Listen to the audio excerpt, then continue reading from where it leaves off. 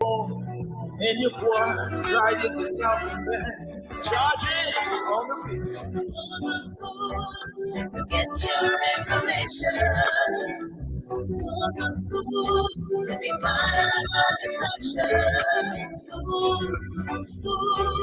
school television.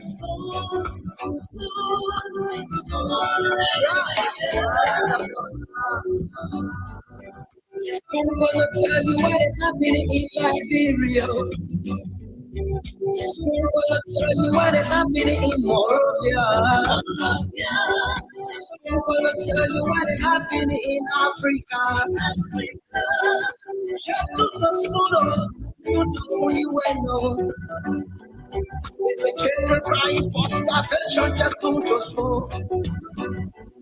You want to get a news update, my brother, to the school. You want to know what is happening more than to school.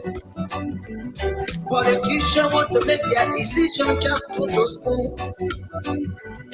You want to know what's happening in the ministry to the school. Yeah, to the school. Yeah, to the school.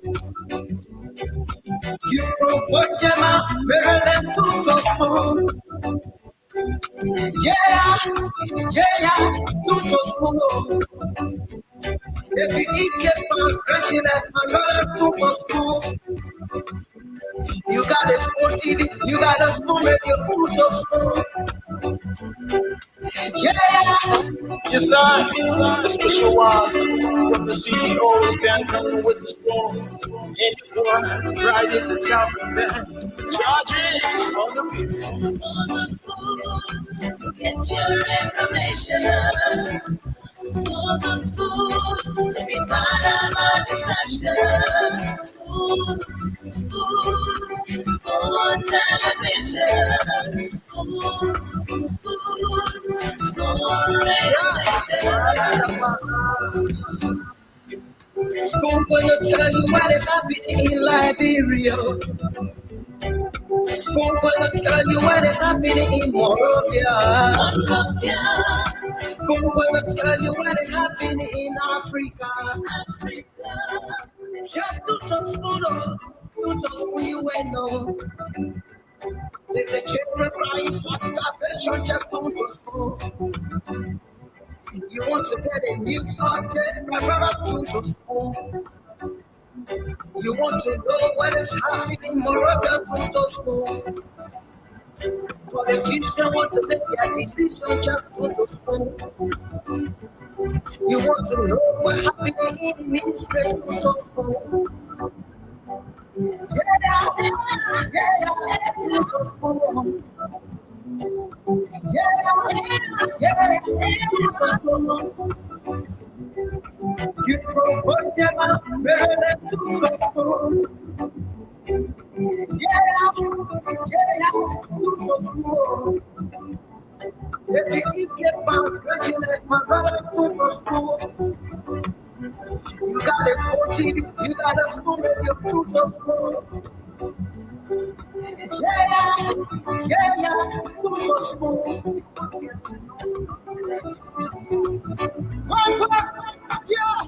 Rastafari. Klibaba. What you want? This one you got today. This one you got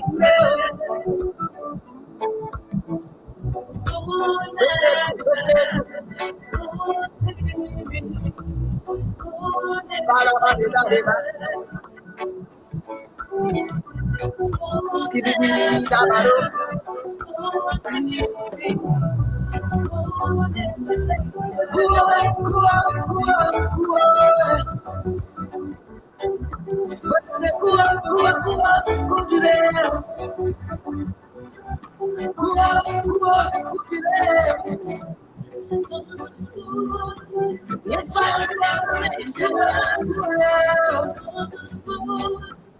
Hello, the welcome. Um, to the program Spoon Talk tonight. And welcome, James. Good evening, James. Yes, good evening, the chairman, former position. How you doing? Well, I'm okay. Well, tell God thank you for life. Uh, we are here. We tell God thank you. How are you coming, James? I'm okay, chairman. What are you looking at that I'm not looking at? I'm trying to do a little bit you know, are Go you ahead. getting me? How is the feedback? Yeah, I think you are okay. You are very great, and you sound in a stronger way, like like a CEO. Yeah, All right, go ahead. Go ahead. yeah. Just give me a few minutes. Okay, all right, folks. While the chairman is getting ready, we want to welcome you officially to another edition of the nation's premier platform. This is Spoon Talk, and we are live on Fabric FM 101.1, Super FM 95.5, Spoon FM 107.5, Fabric TV live on Facebook, Spoon TV live on Facebook, and Spoon TV live on YouTube. We love to welcome you. Tonight is going to be another super heavy edition because the panelists will be here, and your honorable moderator tonight is going to be former deputy information minister Eugene Fagon.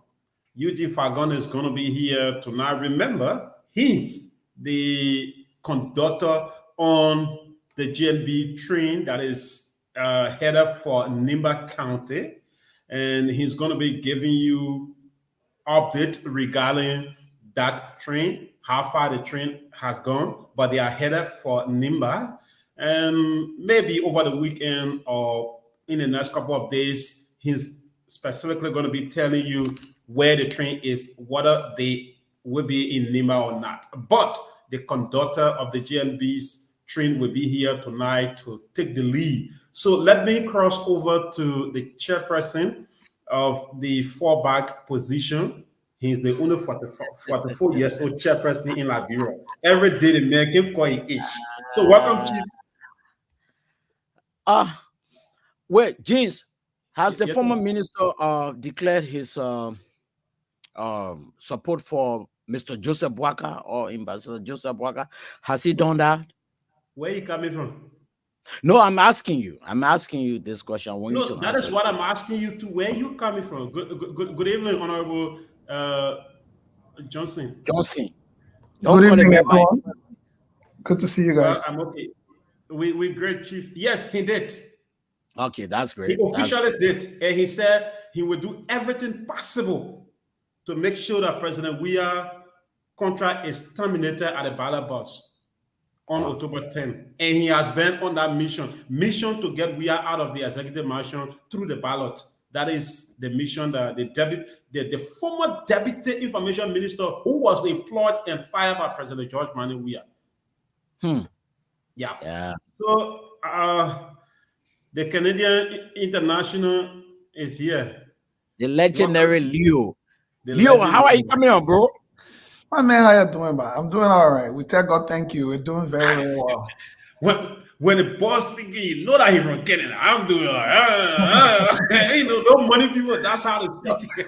The man, Y'all. yes, the man speaks with authority. I like Yeah, this that guy. I authority like is this guy. there. I like him. Yeah, I like him. In Canada, they say we are soft power. We don't, America get all the big military, Russia, and in Canada, we soft power. So we use economic. Soft power is terrible.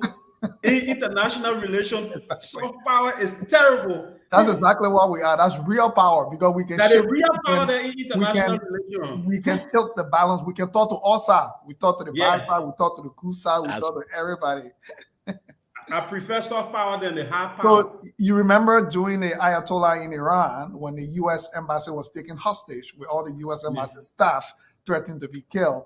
It was the Canadian diplomats that were able to sneak them out because Canada is one of the only countries in the world that can actually have an embassy almost anywhere. Like nobody see them as hostile. The Americans can talk to them. The Iranians can talk to them also. Like Yeah. everybody can talk to them. So they tend to play that kind of, and they're not trying to be a military power. They're content with building their soft power that way. They're not trying to switch.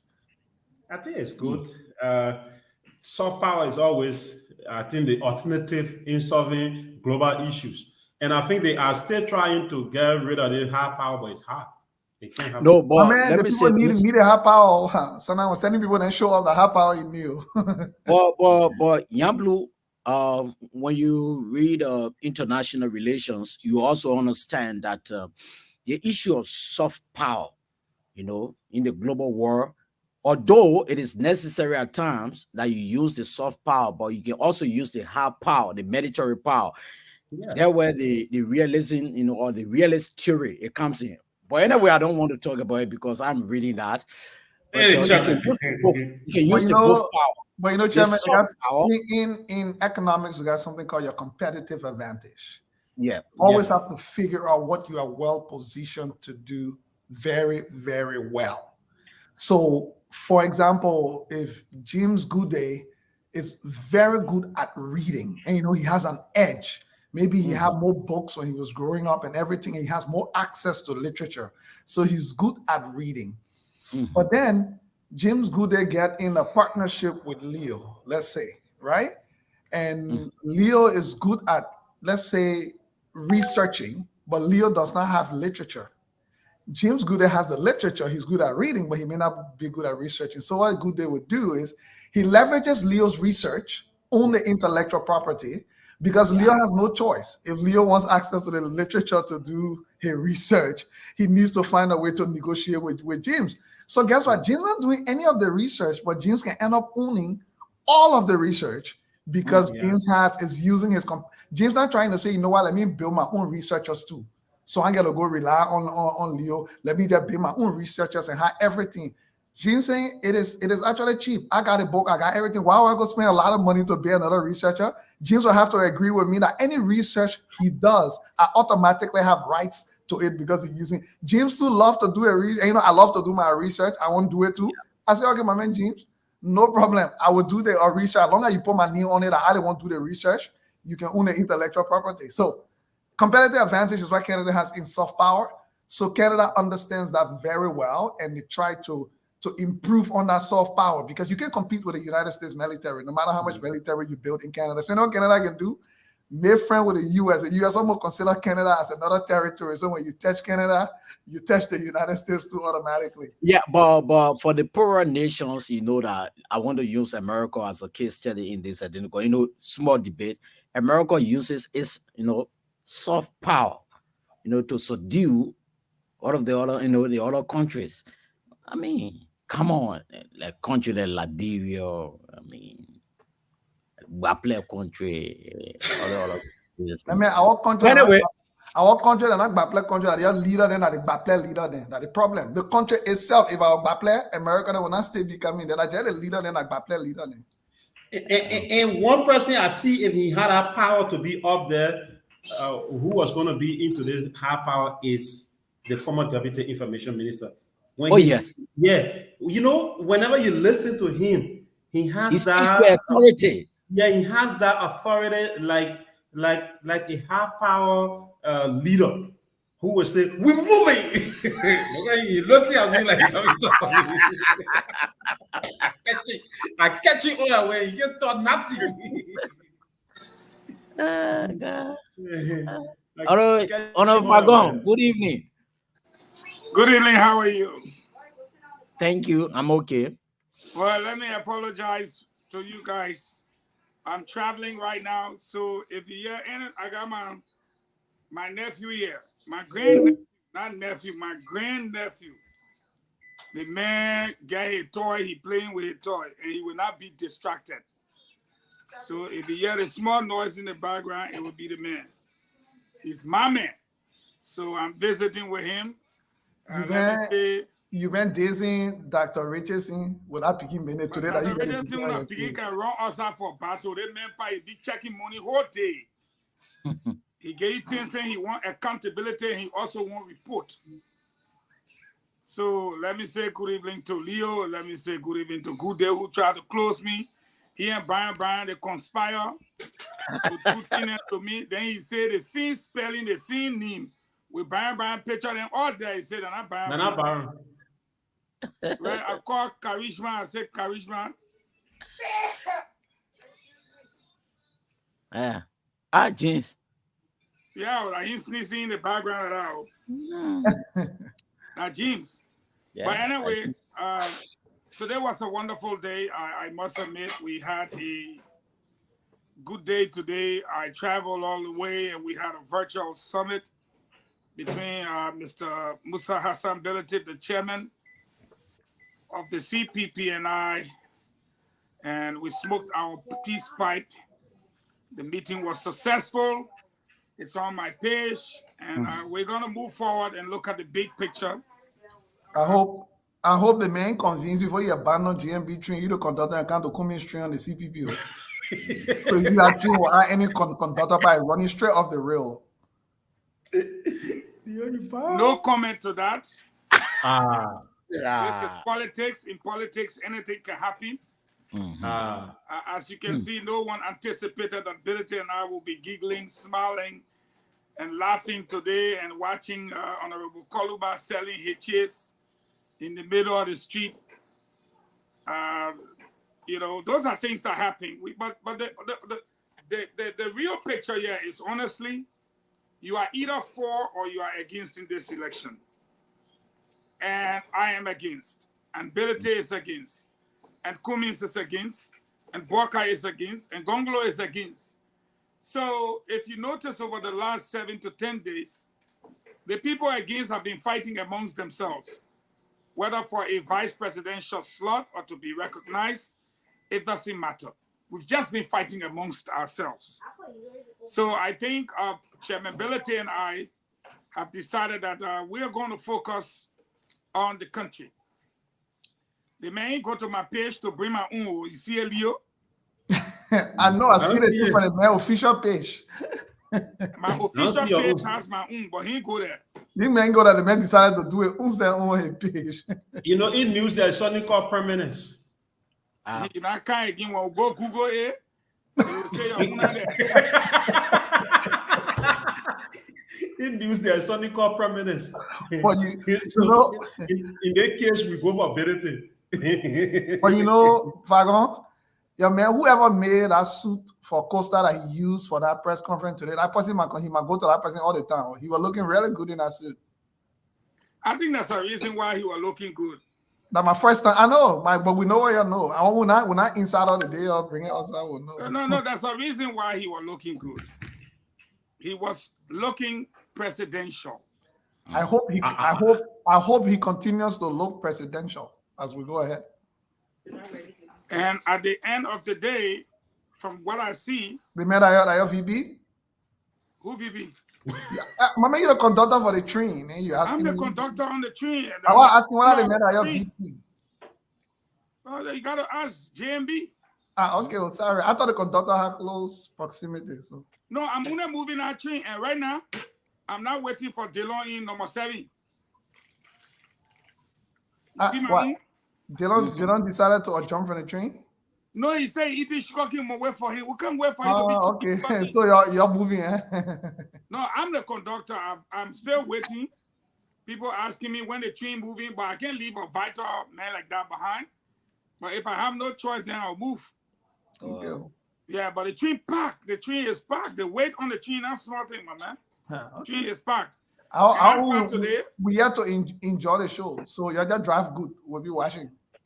That's so after Jim and folk the other man got tired that you coming to drive train now. I said we'll just be watching while you're driving. Yeah, man, you coming to drive train now. You will drive the train, my man. We will watch. Okay, now, like bro, not get no rails for you to move on. You're driving. I'm coming to do a thing. So what we got today, Brian? You're finished. So basically, from my end, we have this news that the chief of staff of the armed forces of Liberia, Major General Prince Johnson III, he wants both appointed and elected, government official to do medical tests. to do that drug test. If you want to run for elected position, he's suggesting when you get taken, what's it near the stuff? Kush, sla, all that kind of stuff. You know, people should be tested. So he came up with, with that identical suggestion, and it is making rounds on the social media. Some are critiquing and some are accusing some lawmakers of allegedly consuming, you know, drugs. So this is just making rounds on the social media. And from my end, so many Liberians, they are running with this. I don't know whether you heard about this. I don't know whether it is legal, I constitutional. heard about the thing. I went hard. They asked me if I No, I'm talking about lawmakers, you know, the issue of serene.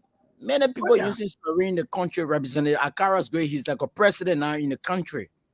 He has EPS officers with him assigned, heavily armed, you know, passing around the country with serene, with his Chevrolet, you know, You're pulling taking cars. that Eugene, that the government, you orchestrate that, yeah, also you can help them understand how it So, works. you know, so from my end, I have to say these things to give you information, to give you update what is happening in the country, what, you know, what the ordinary people are saying. So basically, we have this that has to do with General Prince Johnson, his suggestion, Mr. Akara Gray or Representative Akara's Gray, Ryan or what's the name? He flying around with security officers, heavily armed. You know, so basically, those are some of the training issues in our country. The mayor is like a president. Everybody using serene in the whole country. In the morning, you wake up, you see the whole sync-up bill. Wow. It's like a no law and order. So the 1 million question here is, who is in charge? Everybody using serene. You can't distinguish, you know, who is who, not at all. So this is where we are. I will stop here to turn the floor to my friend James Good, Flomo, or you, honorable moderator. You know, so go ahead. Yeah. Thank you, Honorable Barra Brown. And that's an indicator of a failed state where everybody think that they can control, they are in charge. Where everybody think that they are in charge, they can do anything at their will. They don't respect law and order. I know I may not quote the exact portion of the law of Liberia, but there are certain institutions and individuals in Liberia that are only to use sarin. Yeah, like the president's convoy, ambulance. I think the city mayor should also use it. So far, so good. Those are the people that I know of. And the police. And in that law, it also says that even if the vice president convoy is moving without a police arrange, she hit anybody, or the president hit anybody without the Liberian National Police ahead of it, he's also wrong. But I can work on that now. Go Liberia, I will use it. Yeah. So well, for today's thing, I think we will talk a little bit about the drug testing. I don't know whether the chief of staff is targeting the president. What do you hold your head for? Well, they think they can toy in the corner now. And let me wrap it up from this end before you come. No, but let me just correct you, James Good. Unless the law has changed, there was a massive, when Chris Massacre was police director, there was a massive conflict between him and the Senate. Because according to him, excluding emergency vehicles, the law, the traffic law says only the president and the vice president are permitted to use sirens in the Republic of Liberia and nobody else, regardless of your position. So if the law has changed, somebody can correct us on that. Yeah, that's the law, right? And the Senate debated that they passed a bill. Up to now, that bill is still in Drikata. We can see. I don't think it actually passed. So the law. They said it didn't. So it passed? Did the law pass? They said it did, but they refused to provide it. Well, we can always go back and check it out. But we checked out all over. We hope one day we get it. The problem here now is that a lot of people that have been accusing these lawmakers of taking drugs, cannabis, and what have you, coupled with the fact that the president operates Jamaica Lodge, which of course all the Rasta guys with their hair go there, and everybody knows what happened in Jamaica. Nobody will say they don't know what happens in Jamaica. So if you say our government official, it has to be by an example, meaning the president will have to submit himself publicly to a drug screen. And we don't know what will happen there, but what Prince said today have resonated with the Liberian people. And apparently the first person to do the drug test will have to be His Excellency himself. And with $100 million worth of drugs, and 4 weeks later, another $40 million worth of hard substance, I don't know how many officials will pass the drug test, but I will allow Leo to come in and then the other two of you guys come in. Yeah, I wanted to conclude the update. Yeah. Oh, yeah, go ahead. Yeah, Alright. the another one, the president, Mr. George Weah, he has appointed former Chief Justice. I don't know whether that was discussed on this identical platform. The former Chief Justice, Councilor Francis Kopor, as government. Justice. Yeah, justice. Yeah, he means justice. Yes, justice. Francis Kopor as government's representatives to the board of directors ArcelorMittal. It's also trending. Some people see it as demeaning, and I agree. they are also calling on Mr. Kopor to reject that identical position to go and make fun. So those are some of the trending issues, in the country from our end in Liberia. Yeah, it's not just, I will begin by responding to that. It's not just only demeaning, it puts the country at risk. Yes. Your former Chief Justice sitting on a corporation board, a local company that's still doing direct business in Liberia and still looking for lobbying and still involved directly with lobbying of the Liberian government. This is the most recent past chief. Now, not like 20 years ago, Chief Justice that you're talking about to say, oh, maybe. September 27, 2022. And that's the reason why judges are paid or should be paid very well. And they should also be retired very well. The wealth of not just knowledge, but the ability and courtesy that Chief Justice Popper holds. If he appears in any office in Liberia today, he still carries that full weight of the former Chief Justice showing up. So how is it fair that he goes sits on a corporation board that is still lobbying? Now, I'm not here to say there's any law. I don't know of any law that says it's illegal, but just the optics. So no more, these positions are no longer sacred. I remember when we were growing up, there were certain positions that were held sacred, that when you hold it in your life, you remain that for the rest of your life. You don't change. So I am shocked at this. I don't know how the Chief Justice will respond, but I don't know what went into the president's thinking, but to respond to the issue about the drug testing, these things worry me. It makes no sense for Major General Prince Johnson to be talking about government officials should take drug tests. And then what? They take drug tests and they prove positive. Then what? Number two, that is very selective. That's not how you make policies. The issue we have in General Johnson himself is part of the Joint Security Task Force. All the drugs that are leaking in the country, the border points are supposed to be protected by immigration.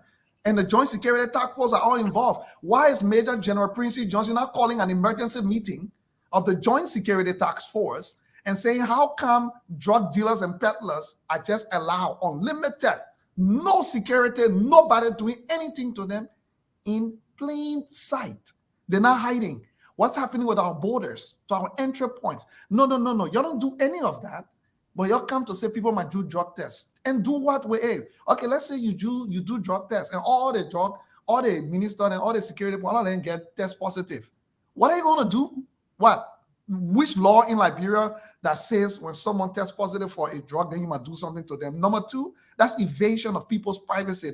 Those are privacy laws. You can just randomly get up and say we would Look, just. I don't think we should say that's evasion, because even in America, you're drug tested before you get. Yeah, because there is a policy already on the books. Okay, right. I'm saying without a policy, you are evading people's privacy. That is the reason why Major General Johnson is supposed to take this from the top, not coming down to the poor Liberian people to come tell us.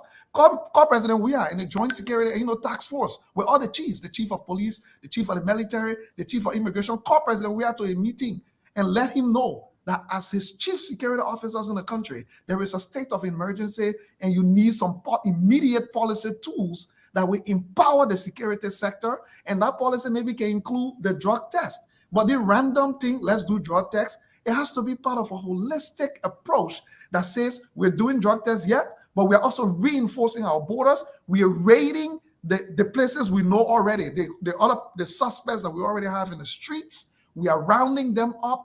Also, What happened to the other drug cases that are still pending? We hear in Koyokaya News about it. The judiciary also has to be directly involved. How are you penalizing drug traffickers, the people who are responsible for bringing drugs into the country? Outside of that, announcing for a drug test, it's just for the show. It's not going to do anything. Good day. You heard Leo. Chairman Brown, you got to come back. You can't run away. Why you want to be awful? You wear pink tie. Yes. Put it on for the see it. Pink, you know what pink represent? I hope you okay. It's actually rare and white. Oh, okay, Mr. President. Good day, go ahead. Yes, I listened to Leo, right? But let me say this. Prince General Johnson rather is a military personnel. They are trained not just to speak. Whenever you see a military personnel of that rank coming out to speak on an issue like this, that speaks a lot. It means there have been so many things going out in the back. You talk about the joint security. The Armed Forces of Liberia or the Chief of Staff is not the head of the joint security. That institution is just a member of the joint security. Is he right? not a member?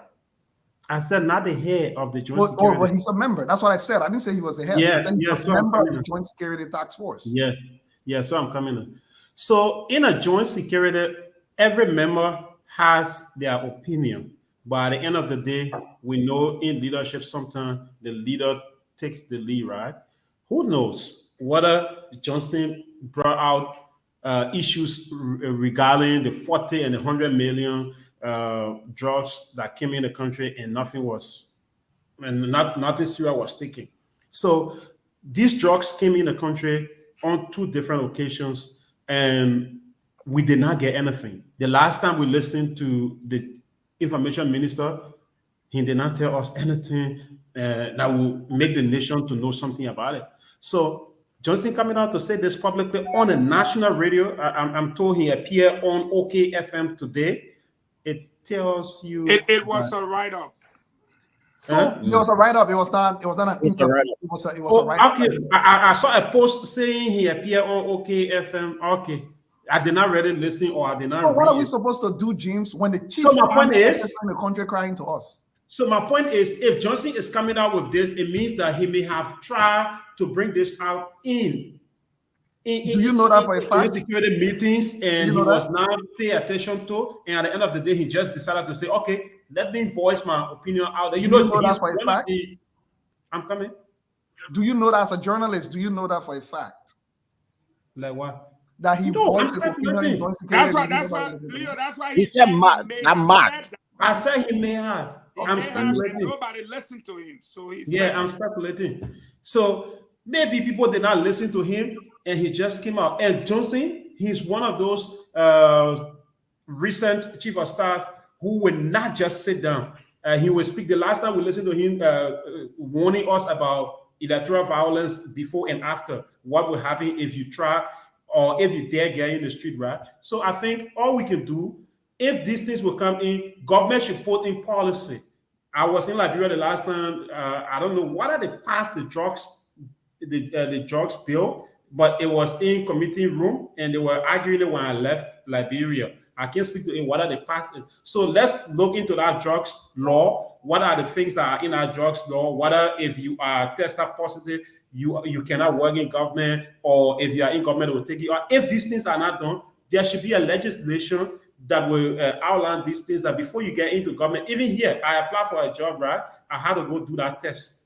I had to go do the test. Let there be, things that will make people to go through this test and do something. Because if you put somebody in position who can take in drugs, Leo, tell me, what are the message we're sending out there? What would be the outcome from that person? Somebody who can smoke, who can take in, cushy and all type of things. What are we going to benefit from that? We have many leaders and representatives in Liberia that I know who can take in that. Yeah, Minister Fagon, maybe you might have an answer to this question. Do we have a law on the books that it is illegal to take marijuana or cocaine? The answer is very simple. If it is illegal to possess it, then you don't need a law to say you can take it. That's the law it's the law in Liberia. You cannot possess it. They can't even catch it with you. So to take it means you have to possess it first. It is illegal. But I'll go to Brian for his thought. Then I will add my thought. And today we want to do the show interactive because I want you guys to give analysis based on what the people are saying. Brian, what's your thought on this Chief of Staff statement? Well, I think it is an issue that we all have to talk about. You remember somebody last year, that's a lady, she works at the DEA, senior agent, and she came out, she accused some lawmakers. And at the end of the day, James, you remember that story? Yeah. The woman said there are some lawmakers who are in the habit of consuming, And the woman that fintech? Thank you. Yeah. Yeah. And that woman made an identical, that's a statement. And at the end of the day, you had the speaker, they invited that identical lady behind the closed door to, explain what she meant about that. And after 2 days, it went, we swept that under the carpet. So this issue, the latest suggestion or the revelation that was made by the, General Prince C. Johnson, I think it is a discussable issue. We all have to look at it. Accusing some lawmakers, they are in the habit of consuming, drugs, and going to session, all these kind of things. I think we have to talk about it because it is serious that lawmakers are consuming drugs. And the chief of officer, I got it on a Prince C. Johnson, come here to say, look, before you run for, let's say, public positions, they have to test you. Like what Gene said. And I agree with him because he works directly within the government. He knows what some of the things that happen on a daily basis. So I think we have to address this identical situation. How, these substances are entering the country, whether it is due to the porosity of our borders, who are those people who are bringing it into the country. Those are things that we have to address. If we are not careful, this country will slide back to its dark days. God forbid. I don't pray for that. Because look at the principal streets of Monrovia. See the young people, and today I was just around Broad Street. Can you imagine on Ofagon? I saw a guy standing in the middle of the road. That ball is like the ball sleeping. The man, he was under the influence of drugs to the extent that you have people begging that ball to leave the middle of the road. So this is a national issue. And I will just stop here. Yeah, and James, after that, can you also please there's a post I put in there with the police about which cars are allowed to bear sirens in the Republic of Liberia from the Liberian National Police. Can you please put it? Yeah, I just wanted to, it has been confirmed. Oh, yeah, I saw that Fagonwa was right. Yeah. That there's a law. There's an actual drug Yeah, law. that there's a law. Yeah. That is correct. All right, let me just give my thoughts, okay? Prince C. Johnson is talking something that is good, but I think it's like you want to you own $1 million and then you take 1 cent you give to Leo. That's what the general has done. You run the army. You are the chief of staff of the army. But more so, you are part of the joint security apparatus and the most senior major player. Our country is infested with drugs. The evidence is right there, $100 million worth for a consumption by a small country. 4 weeks later, 40 million. And you are telling us, officials of government and people running for elected office, the people that are being destroyed and damaged are the fabrics of our society, the youth. When you go to a joint security meeting, the issue should be, how do we stamp out the flow of drugs? Now who will take the test? How many, you ever to go to Akara's grave, for example, and say, can I show your arm? I want to draw blood. He's a lawmaker, for God in heaven's sake. Oh, but what would you even do to him if he tested positive? He's a lawmaker. You can do nothing to him. Duly elected. You can do nothing to him. Again, I think the chief of staff and others need to step up the game. When you go to Mr. President and say, the smoke that bellowing from the Jamaica resort today, we got to come inside there with the sniffing dogs.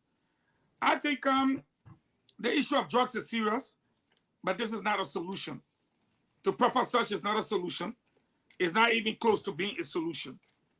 And the other issue that you guys raised, for example, was, correct me if I'm wrong, I think it was Brian that raised the issue of the sirens. This is an age-old problem. Forget about the sirens. You want to focus on the sirens? Leave it out. People can get jumped on the left side of the road. You saw that issue where you can? That one was no siren. They just move. Okay? They just move straight. Emergency vehicles, fire service vehicles, police, they will tell you who can use it. Okay? 2 in 10 youth in Liberia are users of narcotic substances. The person who put that in there joking. 2 in 10 youth. I think it's actually worse. It's worse today because it's how the children got to get the late feelings nowadays. But I'd like to welcome the Honorable Isaac Vatuba. I don't know if you followed the program. I'll let him in on this one. And then from there, we have to move on to other matters. James, can you, just before Ava comes in, can you display that just for the record? Because I wanted people to actually just see it quickly. Yeah, display that before, if you can, James. Yeah, so authorized vehicles that carry is the police, the fire service, the ambulance, any official vehicle authorized by the Ministry of Justice. So, exactly. Yeah, so, and then the president and the vice president. And so, go ahead, Fagon. Let me just help you. You will end for me, please. Do you know that legislators can use the left side of the road if they're late for session? And it is this that they are abusing. The sessions are what? Tuesdays and Thursdays. But even Sunday, when they go to church, they put it on the right side of the road. Wow, wow, wow, wow, wow, wow, wow. And nobody dares stop them. Go ahead. But Fagon, the crazy thing about the country called Liberia, you working. We pay you. You know the traffic that the same road you drive. If you have to leave your house 4 hours early, leave your house for nobody besides the president, the vice president of the country, I would say maybe the chief justice, and like those positions. Outside of that, zero. If you know traffic that 3 hours, right? You know that the same road they can drive on every morning, and that's your first time. A prudent nation, you don't pass law for a select few. You pass law that favors the majority of the population. We pay you. They're not free work you're doing. You're not coming to volunteer where we got to try and get you there. And the work you're doing are not emergency services. Somebody will not die because you got that 30 minutes there. You don't work in a hospital. You're not a doctor. You're not driving an ambulance. So if you sit down in traffic 3 hours, you will get the feeling to know that, wake up 2 hours early and beat the traffic to get to work in time. Or let me wait late and leave late. That's your business. Until you face the road, you put more road in Monrovia.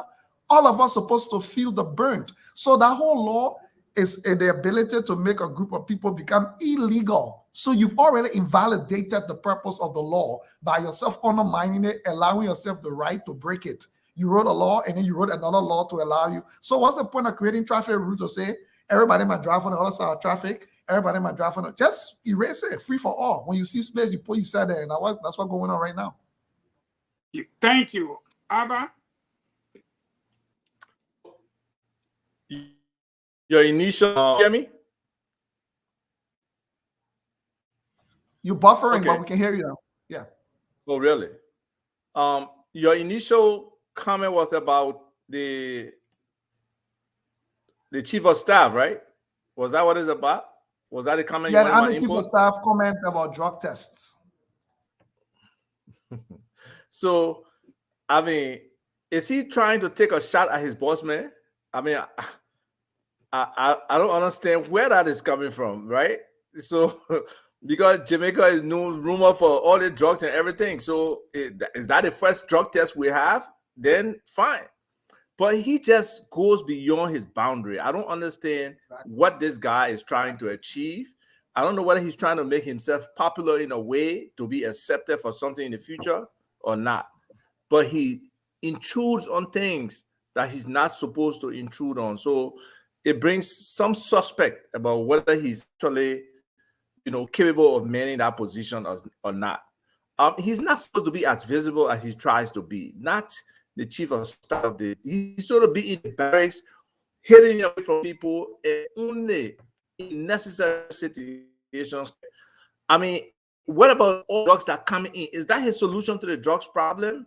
To test, officials of government, as opposed to what has been, transiting through our country, where stuff is remaining there, the active use of drugs in the ghettos, the fact that even the people who selling the drugs in the ghettos are saying that government officials and people in the police are providing them the drugs. So at what point do we take a reasonable citizen position and say, look, we stand against drugs, we don't encourage it, let's actually demand our government to act upon it? But we see nothing of that sort.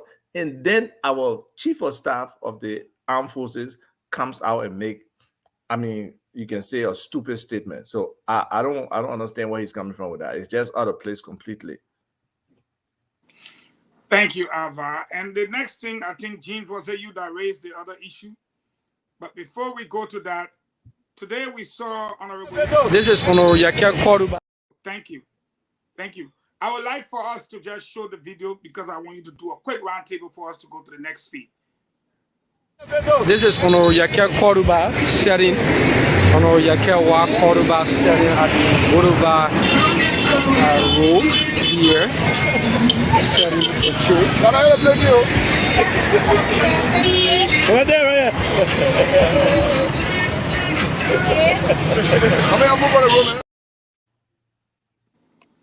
Well, I'm sure you guys saw it. And I don't need to go into detail. We'll be wasting airtime. Yeke was trying to prove that this is the lifestyle of a majority of young children fighting for survival. I know Leo is going to come hard on the legislature again because it's going to 3 months. Government workers, they ain't TP. You're a witness over there, good day. Always, every day, you're on TP, you're on TP. And I'm afraid until NEC gets the money, because when you are prioritizing expenditures, then you got to look at NEC getting the money for our elections. Now the president said he's going to London. He needs $200,000 for his car rental. They already did the voucher, approve it, disperse, and everything. Here we are. We see Yeke trying to draw it. I heard you talking about that thing. Is it true? Is it really true? It's 100% true. I will not talk things I don't know. I waited for the voucher to be approved and everything. It's for car rental. And he will have to come up with it anyways. Or else. So at the end of the day, he's trying to show the world that this is what our children go through. And I know Leo will say, but the legislature is there. Why are you going to go stand there? Do something. In the legislature, the minority will have their say. They will talk. But the majority will have their way. So here we are. What sayest thou? Before we come to the Chief Justice issue. We all will have a word to say about that.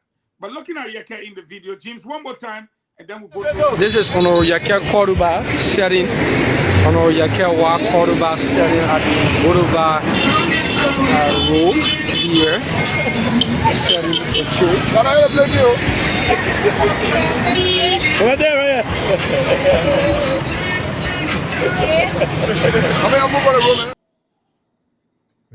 Go ahead. Well, it's all yours. Let's start with Leo.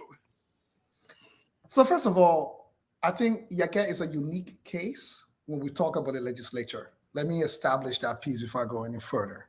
The reason Yeke is a unique case, I'll say, if anybody has been the most vocal, if anybody has gone to the length of actually doing something. Now, I don't agree with Yeke tactics and his methods all of the time.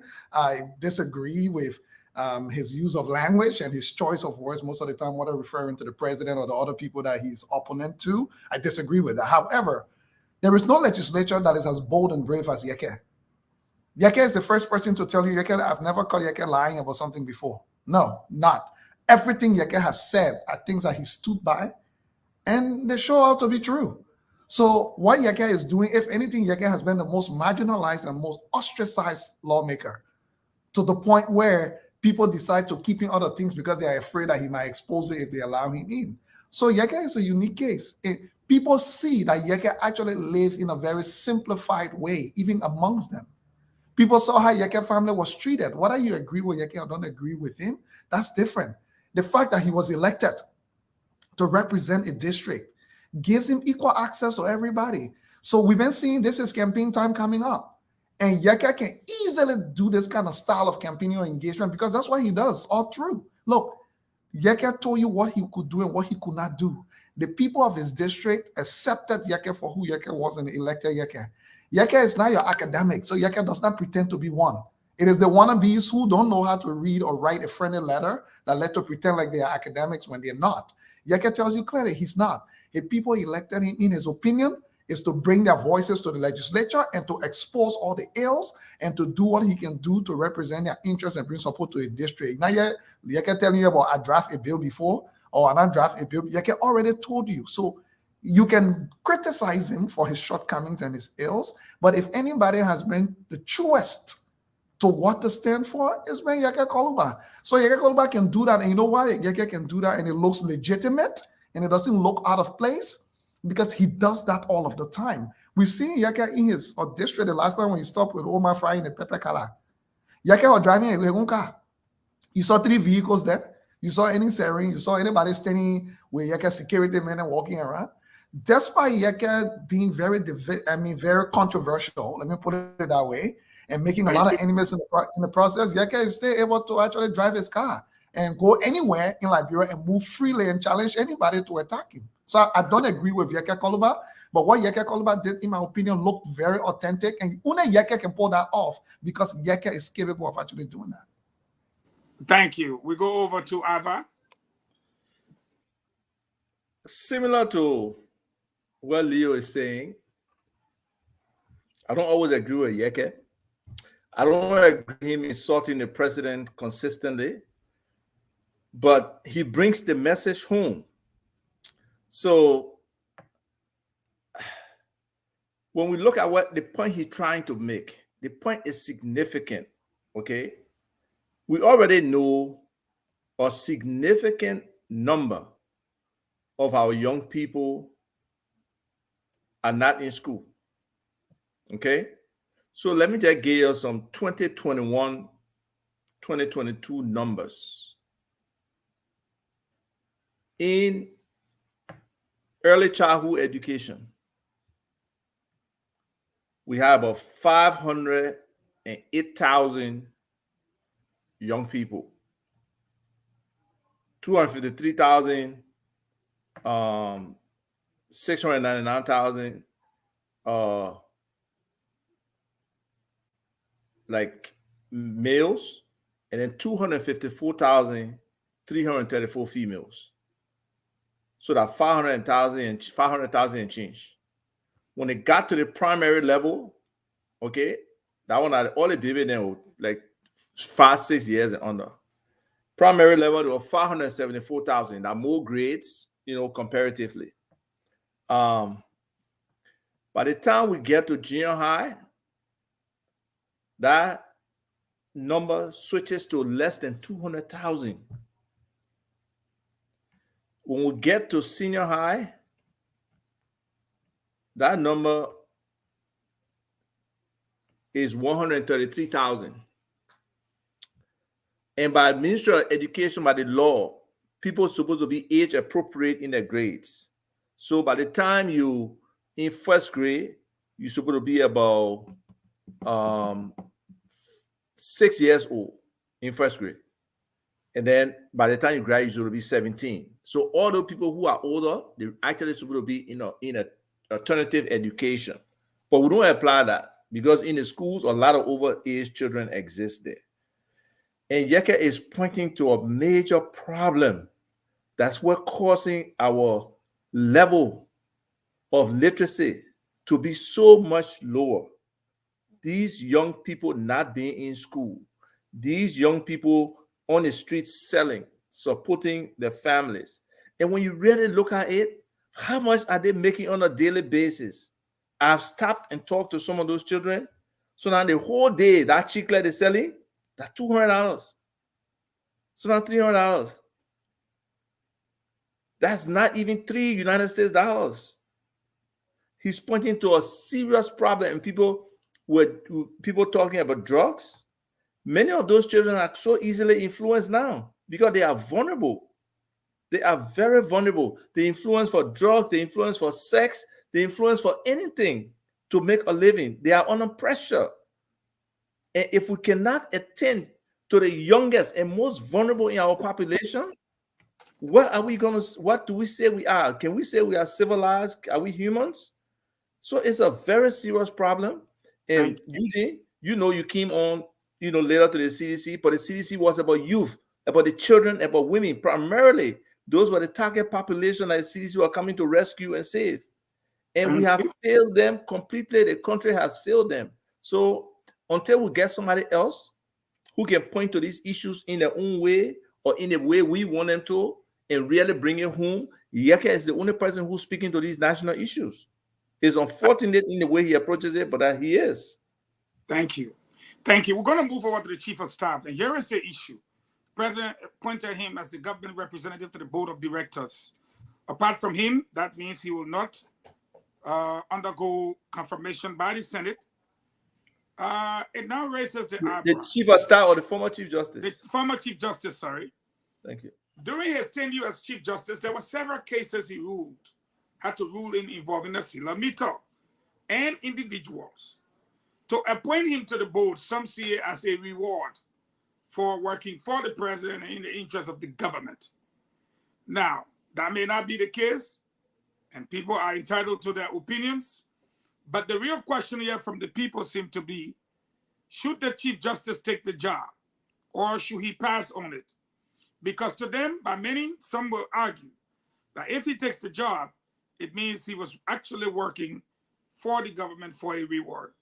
If he doesn't take the job, it puts the judiciary in a neutral position to dispense justice without having to favor any one group, hopefully in the near future, to be able to be given a job that will be lucrative. So having said that, we all have our say, but what are your thoughts, Isaac, before we go to the line? My thoughts, the Chief Justice has to leave after the fact, right? But the point you raise, maybe we should examine those cases. Maybe we should look at the decisions that he made in those cases, whether he influenced them in a way that suggests that there was a prior relationship kind of between he and the Meta Steel people or not. But I believe that in an afterlife, he has retired from that position. If that is not a position that restricts on an age basis, he should be entitled to, to be able to play in that position, to operate that as the government liaison or whatever the title is in that position. But yes, it is kind of close to home. It is suspect. So greater examination probably needs to take place. But at the end of the day, I don't know what the retirement situation is in Liberia, right? Whatever he retired at, wherever level, is adequate for him to sustain. And today we are living longer. People go into second profession after their retirement from their first profession. And, if he wants to maintain his standard of living, he probably needs additional income. Because, I don't know what he was making before. I don't know what the salary is. And I don't know what percentage he's getting in retirement, even though I have a whole big problem with that retirement bill that the legislature is bringing forward. But for people like the judiciary or the judges who are really lifetime, in their position or until their retirement, it's essential that they have opportunities afterwards and they have a reasonable retirement, I think. Not somebody who served 6 years and wants to get, 50 years kind of compensation after they leave the position. Well, we'll go over to James, and after James' perspective, we'll go over to Leo for his thoughts. Brian, please set us up for the phone lines. We'll be dealing with two issues with regards to our people, the Chief of Staff issue and that of the Chief Justice issue. This first segment is about the chiefs. James.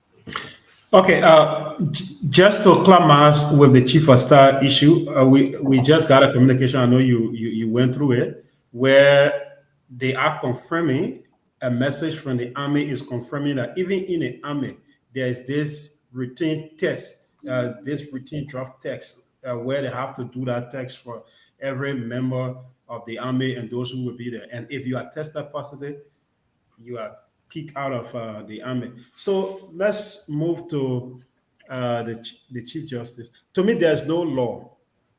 There's no law to stop the Chief Justice, the former Chief Justice, from taking that position, right?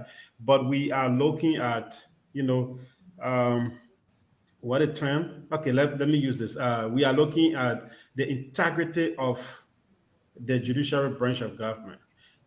This man retired from this place less than a year.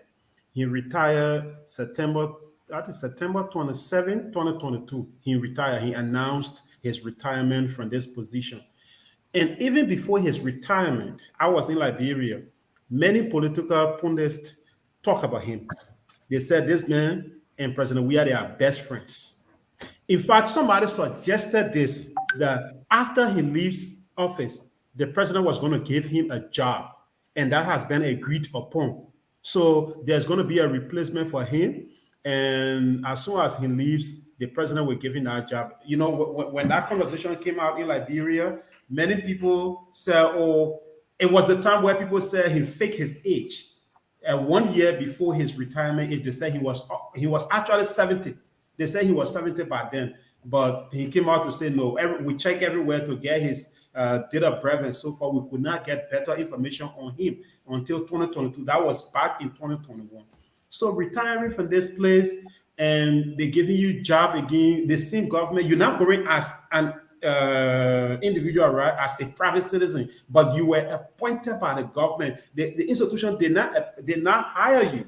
The institution did not hire you to say, we want you to come and work with us. But this same president who they accused you of working with him yesterday, they say you did all type of things to back him up when you were there. This man call you back and give you a job, and you're going to take that job and go there. Number one, the integrity of the entire government is going to be on the line. That Chief Justice, when he's there, like Leo, whether it was you or Leo, somebody said, anywhere he goes tomorrow, people still going to look at him as the Chief Justice of the Republic of Liberia, though he's not there. And that courtesy is going to be given to him. And there will be this compromise. So I think to save his name and to save the department he's from, I read about him. He started back in the 80s. And during that time, he was a very good lawyer who pleaded cases for other people who they wanted to get rid of. So I think he should really leave. He should leave that job. Okay, I'm coming. He should really leave that job and maybe go in the private sector. You can apply to other institutions too, but getting that job is going to be a dark cloud, in an integrated dark cloud over the entire justice system. Yeah. Please call Brian. We'll move over to Leo. He's ready. And right after Leo, we go to the line. So first thing, let me just say this. Nobody debating whether the armed forces of Liberia has a routine policy for testing against drugs. This is not an argument. That is Major General Prince Johnson's jurisdiction of authority. Nobody's debating that. It is not the place of the Army Chief of Staff to be putting these kind of statements out there without any coordination within the policy-making framework of government, number one. The Army Chief of Staff reports to the president. If he had come to the president directly and said, Mr. President, the country is under a national security threat because of the threat we're getting from drugs. So the armed forces of Liberia is preferring that we declare a national emergency, that we give the armed forces of Liberia the ability to implement some policies or implement some interventions to curb the proliferation of drugs on our street. That's what security people do. You don't start to say, the people who are supposed to make policy, if you got a recommendation, you're not able to make it to your own joint security meeting. Call the president, we are. Tell him the military is proposing, given the danger involved with this, we need a declaration of a national emergency across the country. And as a result, we need the Joint Security Task Force to implement new interventions that will bring harsh measures and punishments against people directly involved in drug trafficking. In fact, we will lift for some of the freedom that they have and strengthen some of the rules, putting all the security apparatuses, all of their resources. We want all of it concentrated. When you hear they say that people declare drugs against, war on drugs in the United States, that you hear all the things you hear, that's where it comes from. No, but you send a statement, a powerful man like you in the Republic of Liberia, just send a statement and say government officials should start being tested for drugs, you accuse another branch of government. You're accusing other government officials without any evidence that they are taking drugs. How do you actually know that? You have never tested them before. They've never been tested positive for it before. Or if you have that evidence, then take it to cabinet meeting. When President we are calling you to cabinet meeting, where you all go, that the people that got power on the Chief Justice issue, there doesn't have to be a law. There is something in every role you play or every career position you hold. It's called ethical principles. That's what it's called. Chief Justice, your former Chief Justice, decides to sit on a board, right, of a company that is actually doing business with the Liberian government and lobbies the Liberian government. And in fact, the question we should ask, have former Chief Justice Papa ever been involved with any decision before relating to ArcelorMittal? If that is correct, then he cannot sit on the board. They did do that investigation to find out if he's ever been involved with anything involved with ArcelorMittal. The reason people say people at that stature don't sit on boards or whatever after is because the power that their position wields for the rest of their life. And I know people like to say, oh, the Liberia, yeah, that thing can happen. Then you please stop saying we might change Liberia. Then you please stop saying we might build systems. Then let's accept the how Liberia looking. Let's just keep operating. But we can speak one side of our mouths and say, let's build systems. And then on the other side of our mouth, we say, oh, the Liberia, yeah, man, that thing sound good, but it can't work here. Well, thank you. And it's important to those of us, our viewers. You saw my late team, my Jupiter team, my ear, that people, they chief of staff, when he returns from wherever he is on vacation or whatsoever, will make the clarity. But it's important that he said he was referring to the UCMJ Article 112A, and that is the Uniform Code of Military Justice. He don't know where the issue coming from about legislature, government officials. He don't know how he got there, but he was talking about his military. So at the end of the day, when he returns to the capital, he will make a call in or make a representation here to further clarify and to educate the public on why it is important to run a military that is substance-free or drug-free. Okay, so with that made, we will await him to come. But we have a video before we go to the line. Don't forget, we're talking about the Chief of Staff statement and we're talking about the former Chief Justice. We will go to the video. James, you got it ready? Layla, I say see.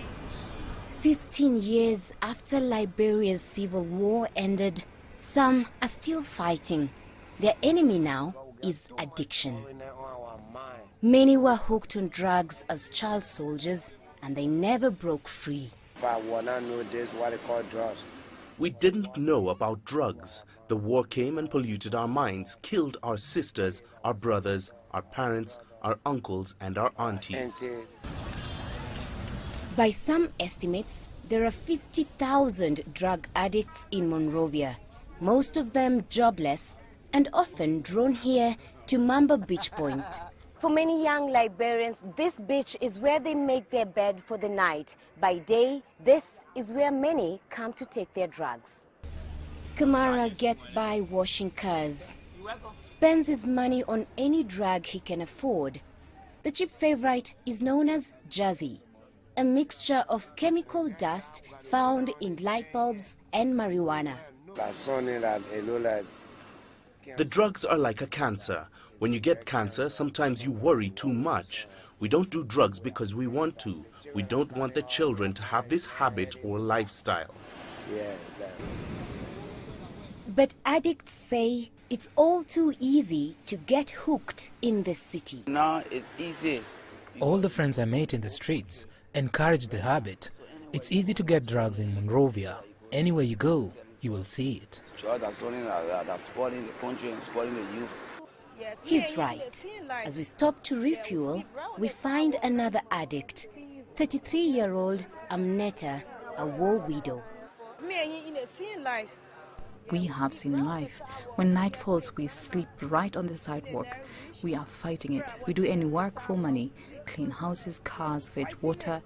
But we need help. Some of us want to go to school to get training. I can sew, I can plait hair, but I can't get a job. I won't go back to school. Liberia's Drug Enforcement Agency is stepping up attempts to curb the drugs trade. For the entire city, though, there is just one state rehab center. There may be 50,000 addicts here, probably more. But people like Leroy, Amneta Jallo, and John Kamara are resigned to fighting their battle all on their own. Sonny Methu, CGTN, Monrovia. There you go. I mean, That was on March 5th, 2018, when they uploaded it about five years ago. so that tells you right now with, but look at the back end. Look at what's happening, 100 million, 50 million. But what I would like to say is, let's go to the lines. Let's hear from the Liberian people what their thoughts are, and then we can summarize it and move on to what I want us to do today for the Liberian people.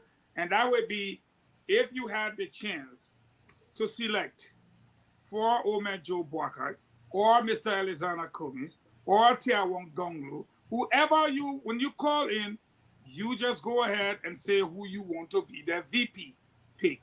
And then at the end, we'll analyze. But for now, we'll stick with the Chiefs, the Chief Justice, and the Chief of Staff. Okay, so 0777 771 075 101075, and the international number will be announced by Minister Fagon.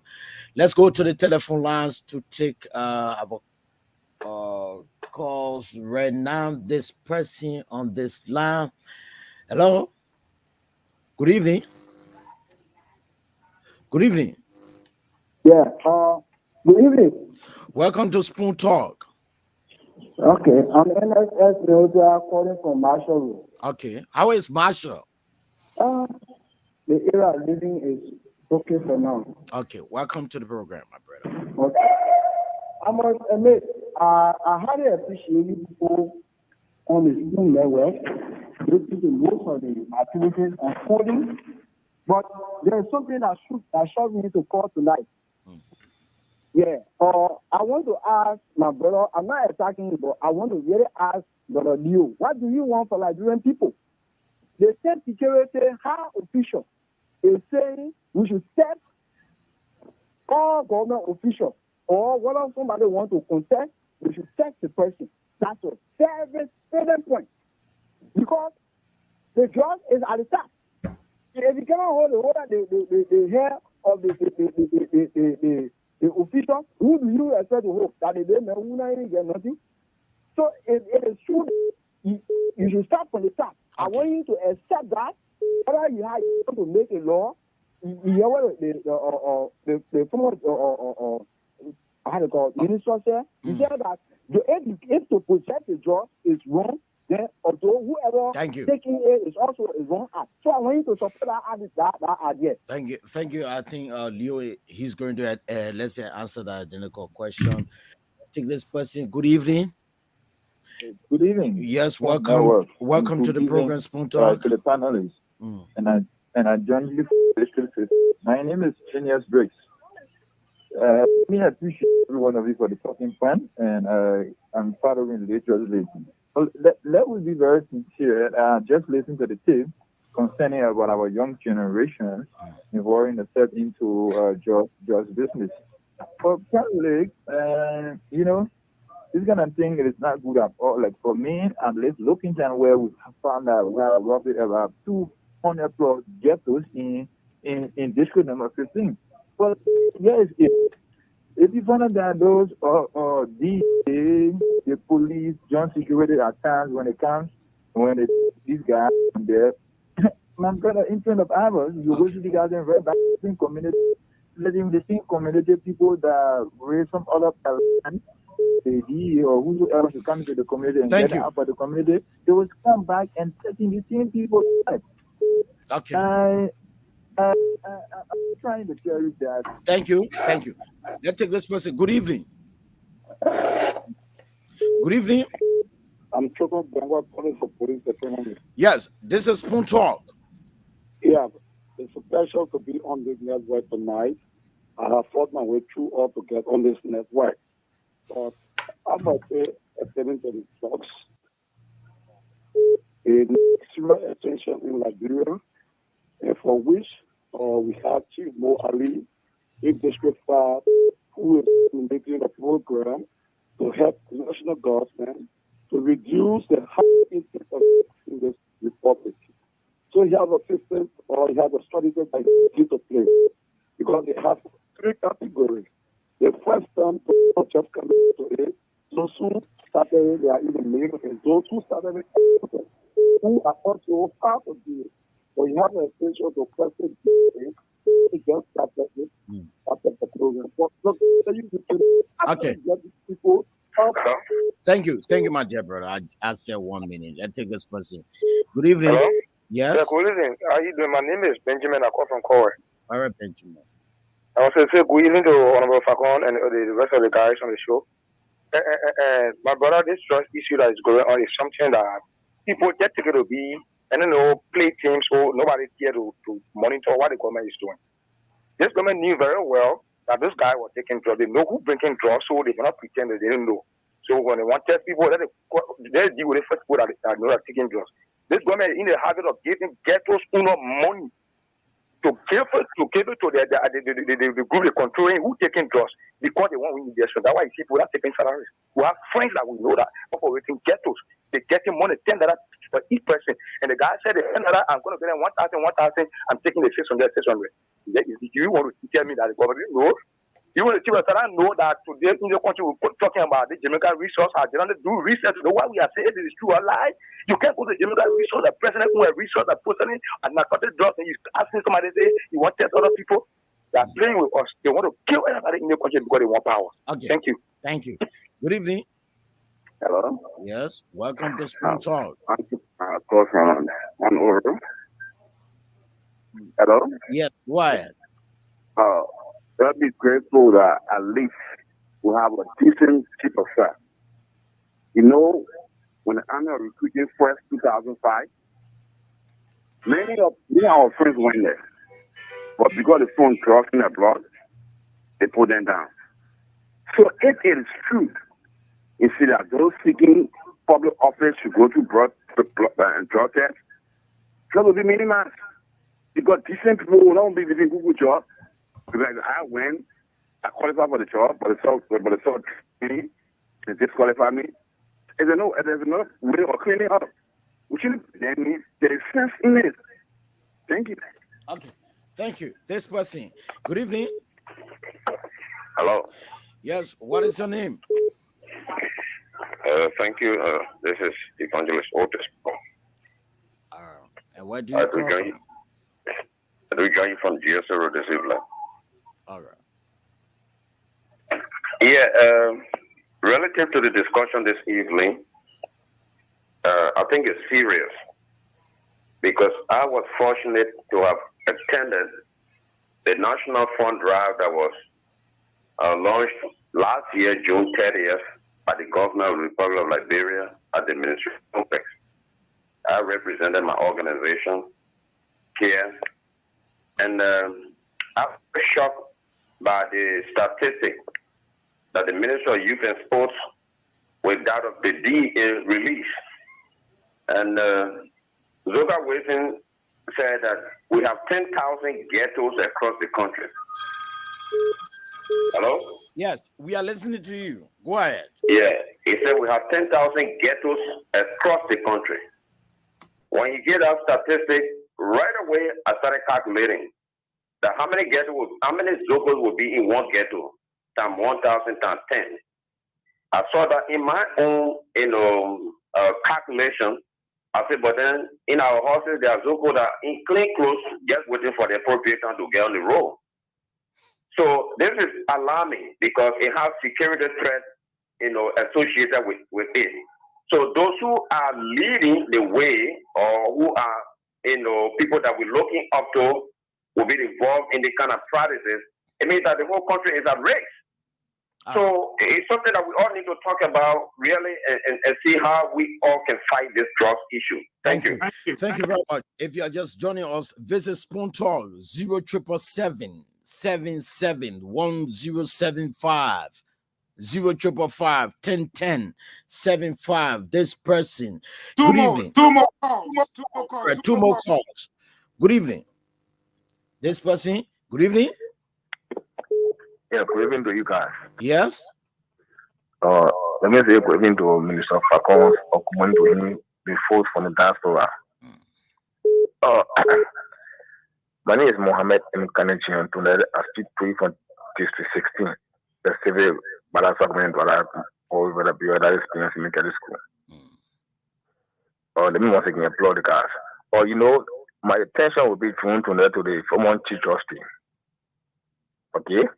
I think if I can remember, at the time President Mbia was appointed, or let's say he was elected 2022, I think that position, it was given to the former speaker, Speaker Talos. That same position that was given to the former Chief Justice today. All right, quickly. Yeah, I think at that time there was we that we had to call on different platforms for that position to be removed from Honorable Talos. So I think the James came up with a point. I think if the Chief Justice if to say any investigation team or that went through with Adam Mister, I think definitely then you should take that position. Thank you. That's my point there. Thank you. Finally, from my end, hello. Hello, Baron, and hello to the team. 1 minute. What is your name and where do you call from? Yeah, my name is Cyrus Ricardo, and I'm calling from the One Police Academy. Go ahead, Cyrus. Yeah, let's be frank and be real. The Chief of Staff of the Army, I don't know whether does he attend cabinet meeting, because it's what a suggestion or recommendation is not applicable anywhere in the civilized world. It's not for instance, for the sake of the argument, let me agree with you. Why if in the future you have a colonial that's presiding over the country, and the area who's contesting, who are to contesting an election should do a drug test. In case you have a major opposition or that share government as a threat, be set up by the government is common if you're happy in the people and drug. So it's not applicable anywhere. And well, Liberia will always be Liberia, and Liberia will always be Liberia. Okay. You cannot set in a kind of position. I expect now the Chief Justice to be teaching at the law school or even be providing some research tutorial to young lawyers and partisan lawyers or even all other partisan professionals. But the way Senator Astor Mitabo has run the country to the ground. Thank you. And look at this country. It is unfortunate. I think we are the ones. Thank you very much, my dear brother. Yeah. Thank you. Let's just close on this to go to the main crux of our program, which will last almost 20 minutes. We hear from the Liberian people. We had this guy who came from the U.S. called Dave Jackley. I'm sure Asif Atupa know him. I'm sure Leo does not know Dave Jackley. But that's our mates. He a criminal justice instructor here in the States. A guy has over... I know Dave Jackley. Over 20-something years under his belt, teaching and everything. Goes to Liberia, gets involved with the Drug Enforcement Agency as the deputy head for administration. What was his crime? He was short-lived. And at the end of the day, what happened to Dave? Dave said in order to be a drug enforcement officer, you must be drug clean. You must not have 1 ounce of drugs in your system. And the moment he tried to institute that, I can tell you, they said that he was a quote-unquote spacer. Because I'm saying to the Liberian people, I can clearly say in closing on this matter, that if officials of government, members of the DEA and other government security apparatus were not involved in drugs, my brother, will not have the amount or the quantity we have in the country today. We will not see the quantity that have come undercover into the country over and over again. So we don't need to debate that issue. People in high places are definitely involved. We'll move to the next matter. And before we call everybody in, I want you guys to take 1 minute If you cannot, just say your thought. But we know President Weah have selected Joe Howard Taylor as his vice running mate. But we have not heard from JMB. Eugene, before we go to the next topic, can I just share something on this whole drug thing? Yeah, go ahead. Just so people can see the prevalence of this thing in our society today. It's not funny. It is a serious thing, and people need to really, really take it serious. Now you can see the screen.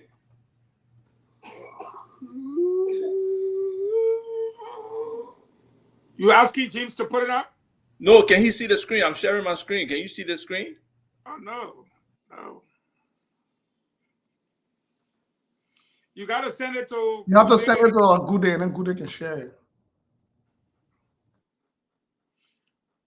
Okay, so before he comes back, let's just move ahead. Leo, George Weah has selected his running mate. JMB, no. Kumis, no. Gonglo, no. In less than 1 minute, do you have any selection for one of the three? If not, let's move to the line, or we move to James Goodday. You got to recommend somebody to somebody. If you can, we go to the lines and what the Liberian people got to say. I said it clearly before, a few things. Now, I'm making this statement assuming that in the real world, that doesn't mean the person may even accept, or not. I think the topic for anybody vice president in the country right now, if you're able to convince them, will be Lema Bowie. If you ask me, she brings a combination of a lot of things. She's well-rooted in the Liberian ecosystem, but she also has an international flavor. She's also been she's managed to stay independent of all of the political parties in a way where she's not a direct member of any of them, but has still remained very active. In my memory, she gave the most powerful independence oration ever. And we saw how that went. That's one. If I were with Alexander Cummings, you asked me for his VP pick, I would do something radical. To look at somebody like the likes of Charlene Bromskin. Sorry, I'm calling her Charlene Brown. Charlene Bromskin, if you ask me. Reason being, she represents where the country is at, in my opinion. She's smart. She's educated. She's shown some astute leadership with the whole Liberty Party business, given her father's prominent role when her father passed away and what has happened and the way she's positioned. But you're not telling us which candidate should take that person, though. I said Cummings. Okay. How about JMB like Bowie? I said Alexander Cummings. If I were in JMB's shoes and JMB's running and he wants to pick a vice presidential running mate, if you ask me, I would tell you that out of competence, some of the same people I've mentioned, Lema Bowie, number one, Charlene as well, would be some of the people I would mention as VPs because in my opinion, those people, regardless of who becomes president, if you are looking for a VP, they're competent, they're educated, they're ready to step in day one. I would not select anybody because they are popular who's not capable of becoming president. You want to take me in? I said we'll come back in our closing to your tape. Okay, so in terms of GMV, I believe in complementing and supplementing. I believe if you bring a VP in, it should be somebody who kind of complements you as an individual and is able to supplement you in where you're lacking, bring additional stuff to the table. So, and this is not being critical, but JMB is low energy. JMB is at an advanced age, whether we like it or not, where his mobility, his energy level, his activity is limited. JMB has limited international exposure, which is really surprising for somebody who was vice president. So he needs somebody who's out there in a way, got some connections, bring some stuff to the table. And when we used to be playing freedom ball, we say, look around. You got less than 1 minute. I think, Lema Bowie probably fits that. For Mr. Cummings, initially I pushed Tewon Gonglo because I think he brings the law and order drive that's aligned with Mr. Cummings. He brings a separate demographic in terms of the street credibility he brings, and the tribal perspective, whether we like it or not. Our politics is still tribal to a larger extent. So he checks a lot of boxes, and he would have been, in my opinion, a good, vice president. But Lema Bowie again matches Mr. Cummings. She checks the female box. She has tribal connections as well. She has been in a struggle before. I'm not sure whether she has really worked for government in any significant place. You're a peace ambassador, but that was a short stint. So she's kind of standing out on both sides in terms of vice presidential candidate. Thank you, James. Good day. Quickly, 1 minute. Let's go to the phone lines. And Brian, you got to come back. We got all right. 20 minutes to wrap up. All right. Let me begin with JNB. If you were to ask me to pick a vice presidential running mate for JNB, I will look at a few factors. A vice presidential candidate who will contribute to these factors. One, let's look at the votes among. I will bring two persons on the table. I will bring Senator Yomble and Senator Kuhn, who will bring number on the table, and how will they inspire those people so they can come out to vote for GNB. I will go for Kuhn, looking at the Nimba County factor. Let me get the exact number for Nimba. Nimba has about 621,841 according to the recent census report, right? Out of this, if we are to go for election now, or if we are to go to election now, with the Prince Johnson factor in Nimba County and Senator Kuhn, I believe that anybody, whether it is President Weah or Cummings, who would take You mean JNB? Senator, You mean JNB or Cummings? I mean JNB or Cummings, any of them who would take Senator Kuhn from Nimba County, it's predicted that you're going to get about half of this number. Whatever number from this particular number from Nimba County that will go to the pool to vote for presidential candidate, you are expected to get at least half. Even if President Weah we have to carry Kuhn, he's expected to get at least half of the registered voters in Nimba County, because in recent elections, Senator Johnson won only Nimba County and he came third. I think the last time he came third or fourth. He won only Nimba County. Okay, he won only Nimba County. Fourth.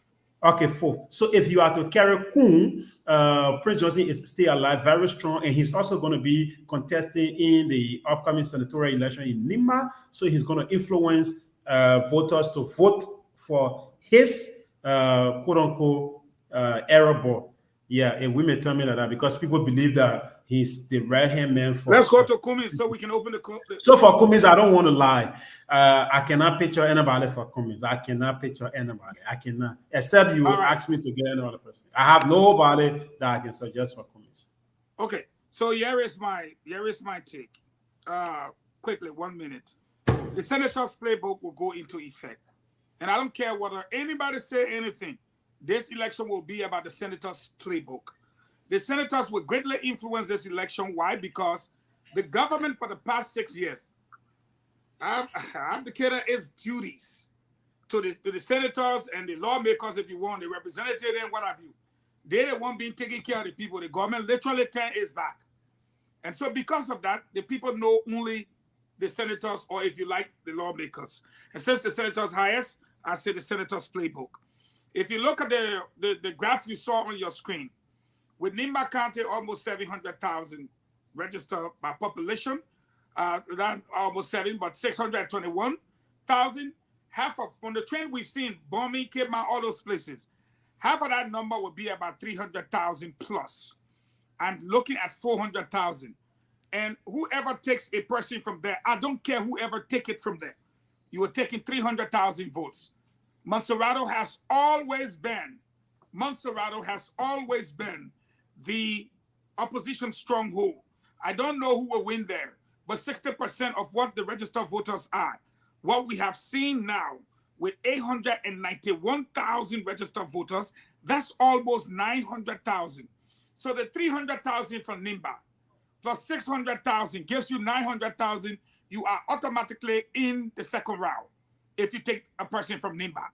I don't care who you take. If you take a person that the people from NIMBA, whether it be Kumis or JMB, that's 900,000 votes. Of course, Lofa, I don't even bet on Lofa. It's a clear-cut situation. If you look on your graph right now, the latest, 367,000. You going back, you are looking at not less than 250,000 or 200,000 votes, given the trend we see going with the voters registration. So if you got the 600, 300, 200, that's 1.1 million votes. You are on your way. If Margibi and Bon County join you, whether it be Kumis or Baka, you are either in the second round or you are on your way to victory. So NIMBA is going to play a pivotal role. So either one of the candidates will have to trust their net into NIMBA County. As far as picking the candidate, I will leave it to the people to decide. But a net into NIMBA brings out the fish you need to put you on the road to the executive mansion. Brian, it's up to you. Well, let's go to the telephone lines again. 077. But you did not pick anybody for Kumis. Yeah, but the funny thing, like you were forced me to pick. But the funny thing is, because I see people here having problem with me for not picking anybody. You did not set any parameters or so. So if we are trying to get a vice president for all the other things you call except competence and ability to be president day one, then that's fine. Let me say this to answer your question. The time was limited. No, wait. Let me say this to answer your I question. can come out and give mine, but you think anybody is going to come out to pick a vice president that will not be competent? Yes. And yes. Okay. Some of the names that have been floated are very incompetent. We know that. All the names that are floating around. Yeah. Let's go by them. You call Lema Bowie. Yeah. Is she not competent? She is competent. You call Charlene Bromsky. Is she not competent? I think she's competent. We call Tiawon Gonglo. Yeah. Is he not competent? I think Tiawon Gonglo is competent. We call Nyomri Kanga Lawrence. Is she not competent? No, I don't think she is. I can say that. I don't think she is. What? Yeah. Okay, wait. I do not think she is. Based on her leadership record, and the messing Liberty Party to today that they're not able to reconcile, that's what leadership is. There's evidence of it. That's not competence then. What is it then? Because if you're talking about somebody, that's leadership. That's leadership competence, right? That's competence for me. You want all kind of work to it. It's competence. We can define it if you want. Wait. Argue this with me. I'm a bit competent but not willing. Oh, so she's not willing. No, not willing to do what? To solve the problem. Because competence means to do something efficiently or successfully. That's all it means. Now when be singing out your fire song there, we should say you're competent. We not make mistake. Is she not representing the people? If I not make mistake, I'm not. But what makes you think every human being is perfect? I didn't say nobody perfect. Nobody perfect. But let's leave the competence. Let's go to the librarian people before they get vexed. Okay, let's go to the librarian people. Yeah, let's go. We're not the only librarians. Let's go to the librarian people. Good evening. Go to the police station for them to get the police station. How will get international people? Yes, do you have the international numbers? Yeah, so I can get them. All right.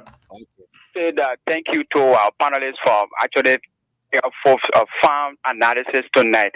But the issue relating to running mate and vice running mate in our country, only TK that have the experience now, that have the power of the people, that have the credentials, that have the pedigree to restore hope to our people is the Kumli and Bwaka TK. If that TK is not being fulfilled, I can assure you, let go for President. We are in inauguration ceremony 2029. Thank you so much for affording my opportunity. Thank you. This person, good evening. Yeah, good evening, Mr. Brown. Yes, welcome to Spoon Talk. Yeah, this is Abu. I'm calling from Bamuma Hall, the chairman of the Plan People. I'm disabled. You know, my brother, it sounds so laughable and funny. We look at normally kind of self for 210. The more esteemed woman is lying in the breast Sunday. Look at the report I get to on the video. Look at one woman Thomas in the hall. This woman is incompetent. Leo, how are you reading? What are definition of incompetent? What are you saying? Nobody can be incompetent. You know how many times I want to pay each and every Sunday?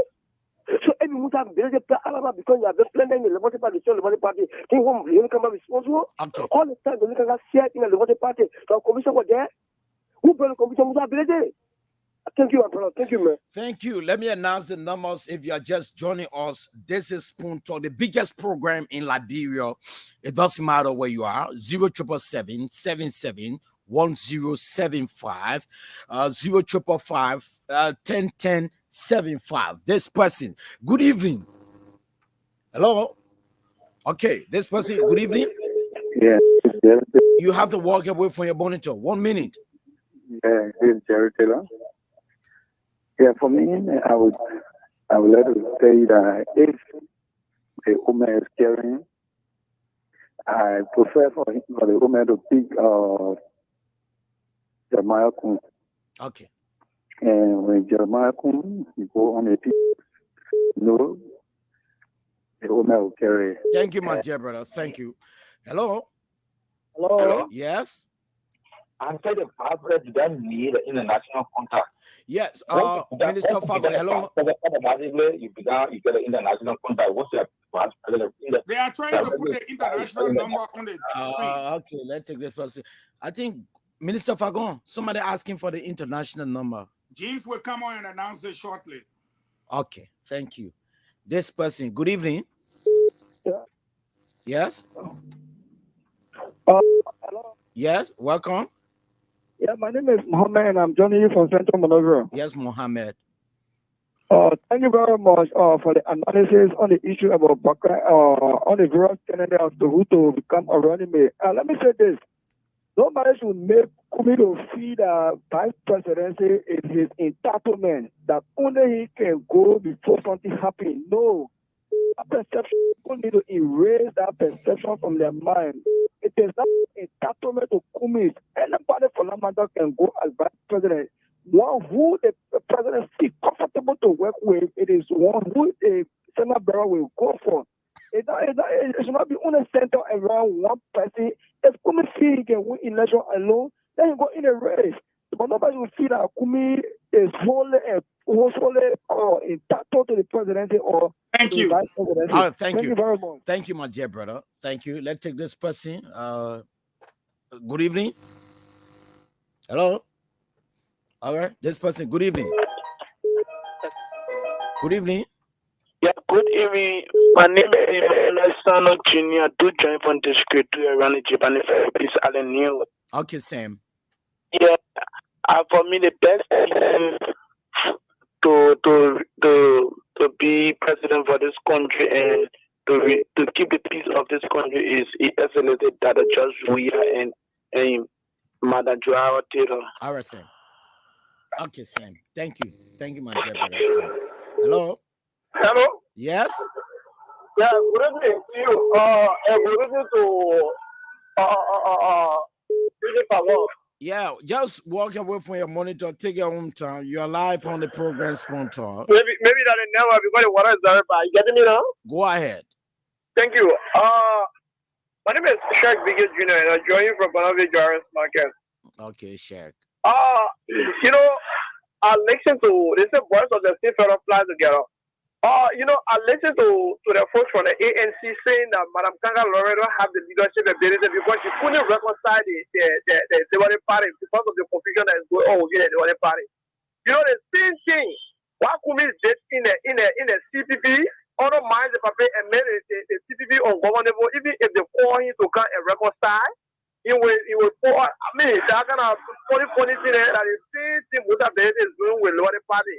Even if the last time, if you can recall, after they took the matter to court and said that you can't study and settle everything within the document, Musa Belede should come. They hope the woman call him for him to come for them to settle that. Then what they want Musa Belede refused. And I listened to Senator General today. He said whenever, I think on yesterday on OKFN, he said whenever still going against Musa Belede, I think he can reconcile.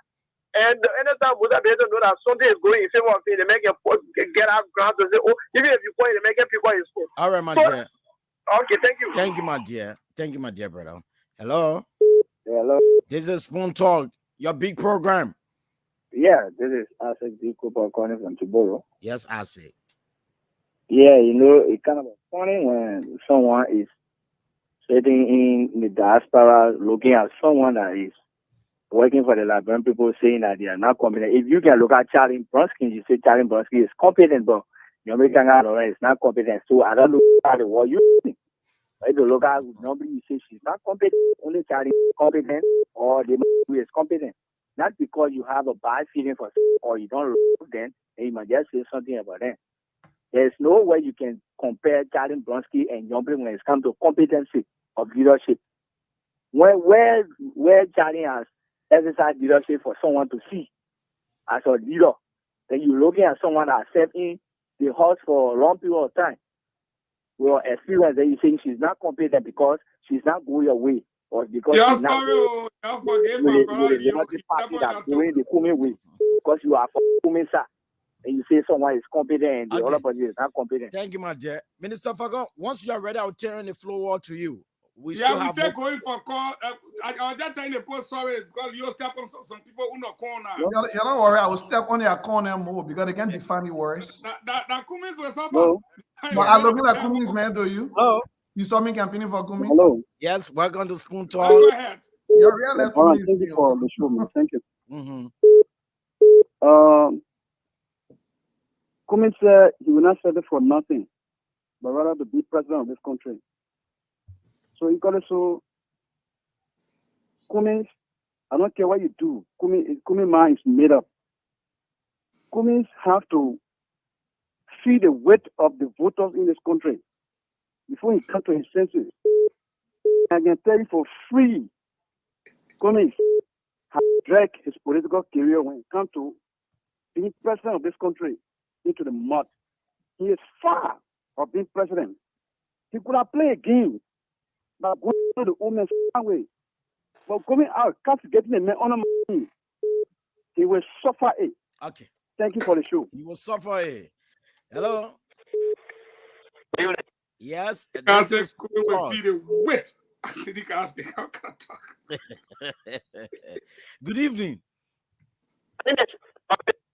Oh, your line is breaking up. You have to change your location to come back.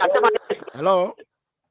Yeah, calling from Douala. Okay. Well, let me say thank you, Mr. Fago, and all of for the analysis. All the issues Jeremiah Kum, no, nobody will fool you.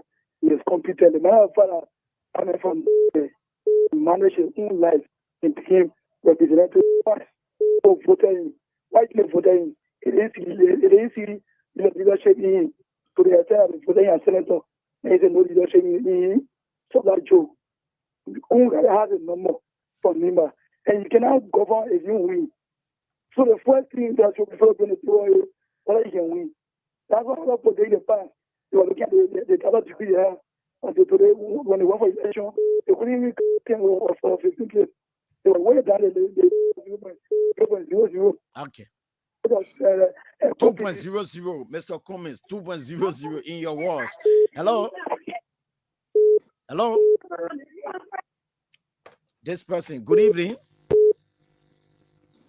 Good evening. Good evening, how evening? Yes, we are okay. What is your name and where do you call from? This is Spoon Talk. Thank you very much, James. We are calling from Johnsonville. Yeah, let me assuming if you this election even counts or toward Cummins cannot even win or Gongo in the election.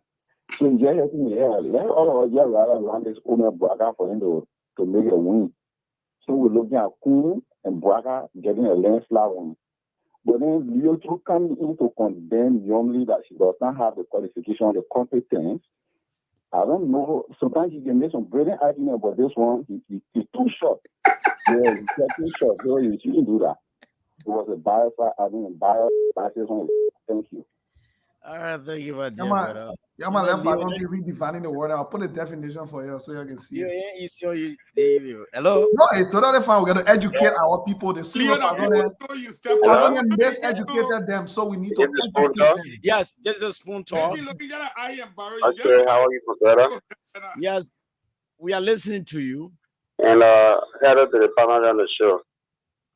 When you talk about competency, how can Leo compare Charlie Bronstein with Yomi Kanga?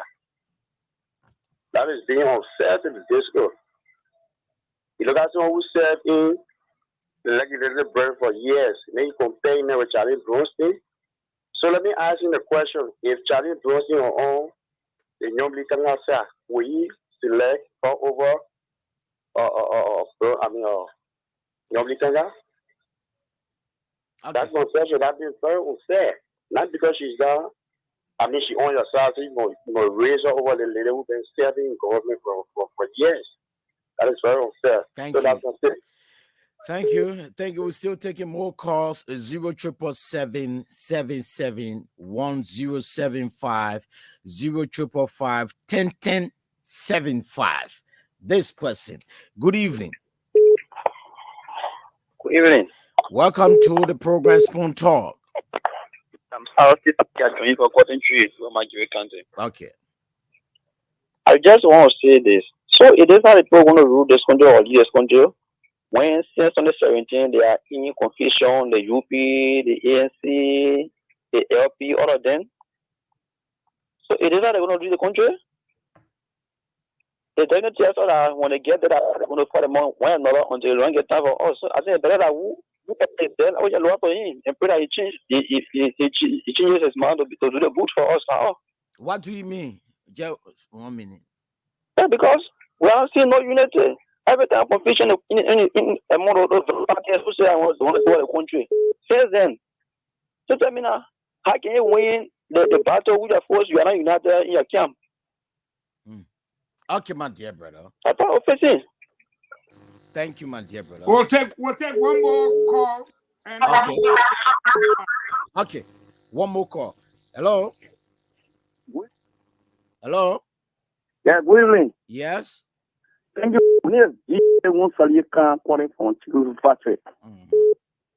Son of the Lake District number 3 DO. I want to tell you if I want thank you very much. You if I want to say it all.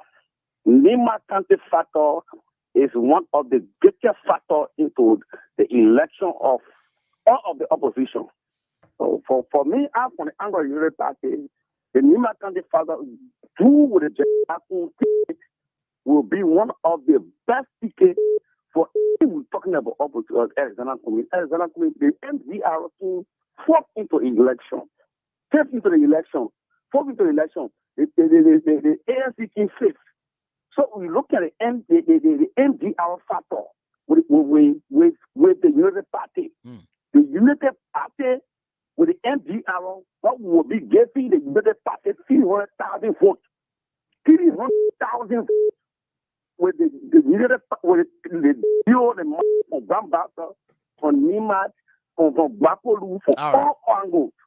So the MDR factor will work along with the Joseph Baka factor. Who will be the Jeremiah Thank you. And we will talk about Jeremiah. Thank you, my dear brother. And we have some Liberian citizens who are listening to us right now in Seven around the Jennyman border, and I just received text message, but we cannot put you guys through right now. But let's go to Minister Fagon. We'll switch over to James Goodday Flomo for our international calls. All right, let's begin with please this. Let them know that the WhatsApp number is flowing right below the screen. They can see it. It's just flowing. Yeah. Good evening. Good evening, everybody. Good evening. Good topic tonight. I just have one key point to make. Yeah, you have just 1 minute. Your name and where you calling from. Hello? It is a condescending attitude of Louis Johnson trying to belittle Liberians every day about his educational capability. This is not nice, Leo. You're not the only educated man in Liberia and will ever be. Try to respect us a little bit, okay? Thank you for the time. But who said they were educated, Ava? Who talked about education being here? Nobody. Anybody said they were educated here? No. Anybody you said Fagon, people of Fagon are miseducated. I said miseducated Liberian people. I never said I was educated. But wasn't this the same Fagon who said Joseph Bogai do nothing for 20 years? So the number to call wasn't this the same Ava took by myself? I was on the CDC bashing Baka. I didn't bash Boka. That's not me. What did you do? Find any tape of me bashing Boyka. Okay, what's The it scenes that hold up. That was leading all the protests against Ellen and all that thing. Oh, question. If I had to do it again, I would do it again. Because she was corrupt. Her leadership was corrupt. I'm saying, I'm asking when we finish you. with the election, you must come out for that debate. No. I don't get time for it now. Why you don't get time for it? That part because of the discussion right now. The callers then tell you Okay, sorry. That the callers go back to our international line. Good day. Please go back to the calling line. I will put you on dryer for that one. That you are sent to Fantita as Bonnie. You're feeling it? Go back to the line. Good day. Go back to the lines. All right. The number to call is +231 555 1111 99. Is the number you can call if you want to be a part. I don't know. I don't know what's happening. I got in the calls here as missed calls. Yeah. So call that number on WhatsApp. I seen your calls, but yeah, sometimes it happens on WhatsApp. The call just pop up one time. And I just seen the calls as missed calls. But try calling them back. But other calls might be coming in. Yes, that's a good thing. Try calling. If other calls are coming in. No, but people call first. They were in line first. That's fair. Yeah, so you know what? Let me restart the entire device. Yeah, the calls just coming in as missed calls. Then the man won't have to be waiting for it. No, you go back to your GMB attack. People that the post are put in a chat room because I think what people don't understand is that, by the way, let me correct this. Nobody mentioned about their education. That's not why we actually come here. Education, and not by you mentioning your degree. That by your output, your performance, that where people can know whether you're educated or not. So you stop talking degrees. Getting a degree is not education. Going to school is also not education. It's just becoming literate. When you educated, people will know. So you stop the education business. What we're saying here, the term competent, when we use words, let's stick to them. Let's not go all over. The word competent means to do something successfully or efficiently. So I put it back to you. Is she competent or let me just finish, Vagon. I said normally Kanga vice president is not competent. That's what I said. I was very clear. That's what. And that's I said it. Good evening. I know we are for a camp. I'm talking for everybody. All right, let's go there. Yeah, your name and where you calling from? James David calling from Hershey, Pennsylvania again. Okay, go ahead and make your point. Yeah, let me just start with the Chief Justice a little bit. I don't know what the president is thinking about. That's my first time hearing that you retire somebody, the president taking retirement benefits, then you're appointing them in the same government. I don't know which salary you're going to go with. I don't know whether you will take the retirement or you will take the both fees. I don't know what is going on with the president and party.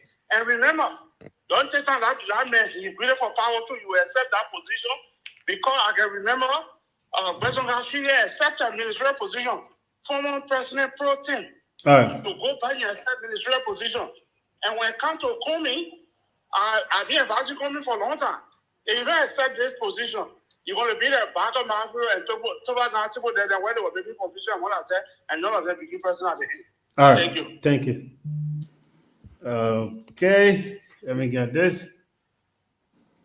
Good evening. Hello.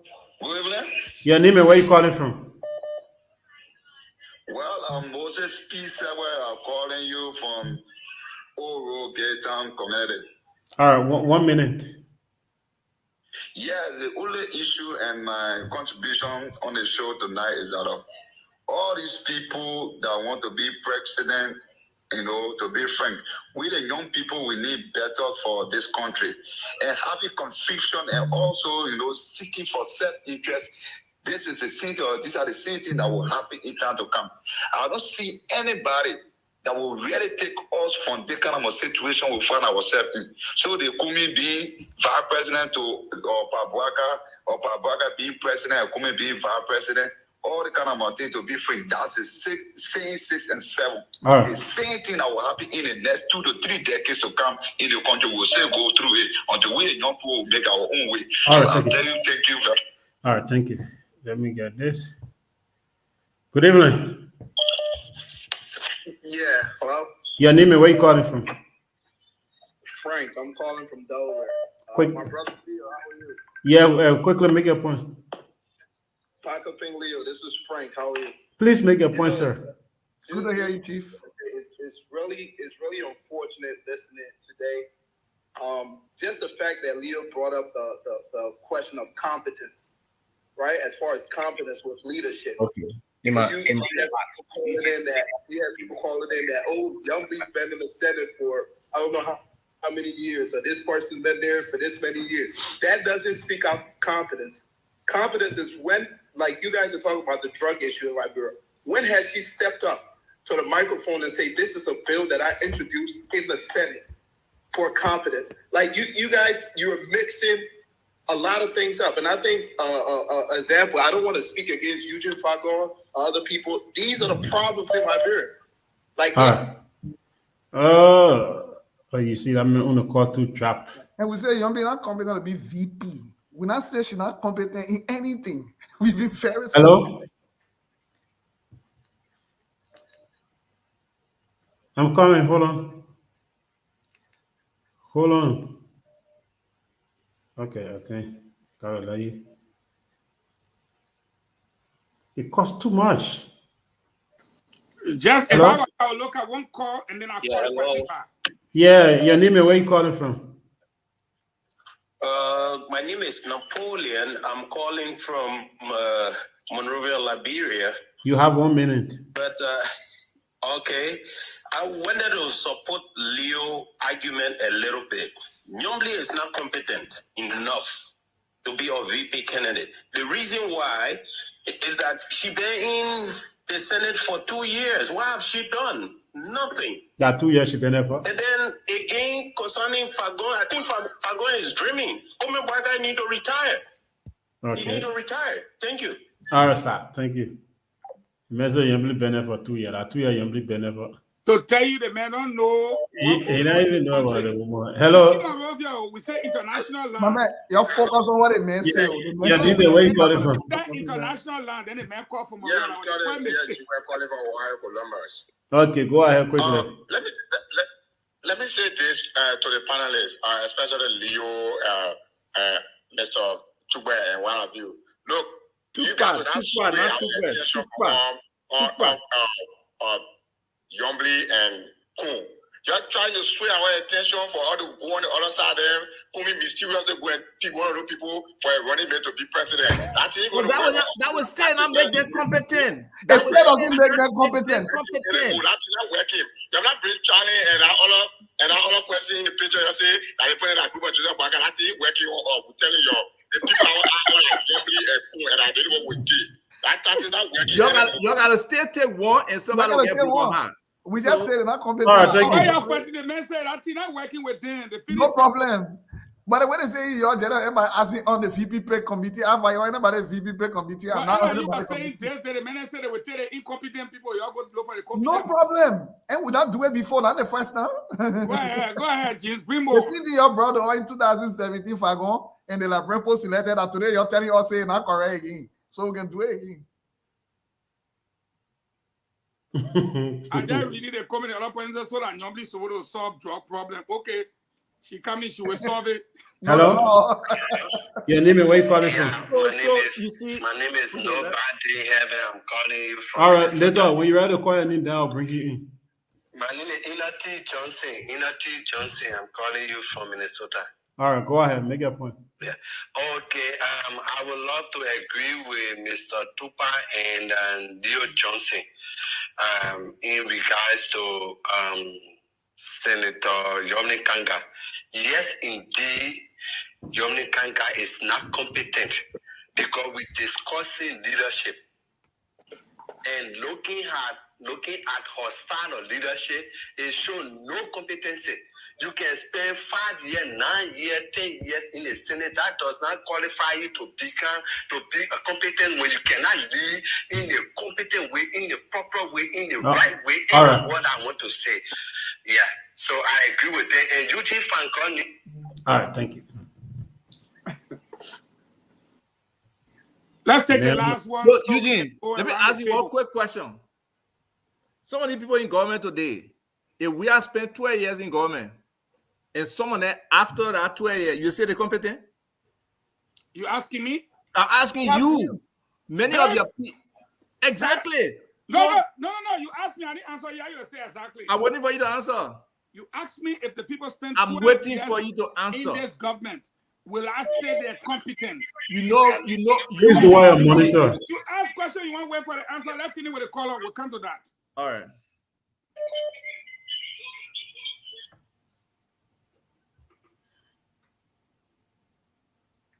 Okay, let me get it last caller.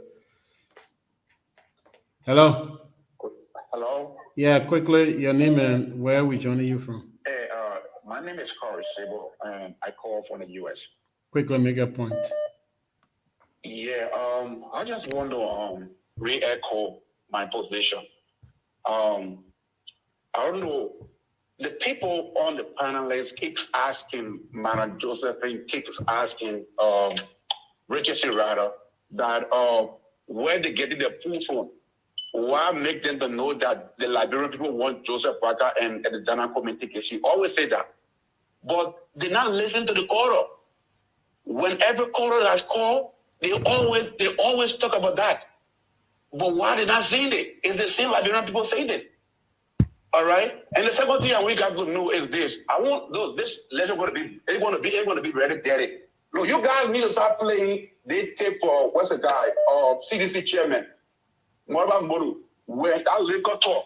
You guys can play. You guys need to start playing that audio. All right, thank you. You're paying for it and we'll play. You want to do it, go pay money, they will play. Go tell your campaign team to start playing it. Let it go pay for airtime. All right, thank you. Look. When Donald Trump went abroad without sex case something, they almost didn't go beyond Donald Trump. They put it over on the media. All right. All right. Thank you. They didn't take it with them. All right. Thank you. Inform the Liberian people. All right. Thank you. I beg you. Let me call this female who has been calling Norway, and she's now playing a female cat. Yeah, well, she's playing a female cat now. You get something against me. You're not let us. I don't know where she's from. She said I'm not let her. So I beg you, let me get her, Mr. Fagon. Send last week, big we'll stay here. Myself calling her now. Everybody will know that I'm calling her. Hello. Hello. Yeah, welcome. James, don't do that. I'm not playing female card. Anyway. You still want to argue. I already called you and you still arguing. No, my name is Sarah and I'm calling from Houston. Make a point. Yeah, I just want to make a quick point with the whole competency thing. I don't know how Leo then can be sitting there talking about somebody not competent because they didn't resolve a problem in their party. That is unfair to her. She would have resolved that problem if there was no third party involved in it. They're sitting over there, they know very well. There's a paper proving that Musa Belede did mess with the party. He came on that same spoon talk. He said it was some kind of administrative error. He admitted it from his own mouth. But because Musa Belede is in a communist camp, that's the hypocrisy about Liberian that I can't understand. If the guy is on my side, everything he does is cool. But if he's not, then I can see the wrong in it. When Kwame was being dragged to court, they're saying all the wrong thing that was wrong with the judicial system. But now all the fake and bogus reading from the Supreme Court here and there, people that are working for real, oh no, the highest court had ruling. How dare they disobey the highest court? It's just, the hypocrisy is just so much. But since they're so believing Musa Belede, a clean person and good person, let Kwame take him as a vice president. And Jeremiah Club, I don't think so. But JMB can take another Nimbadian if that's what they want, the Nimbadian vote, but not Jeremiah Club. Because Shalista thing would definitely come after him. Bye. All right, thank you. All right, thank you.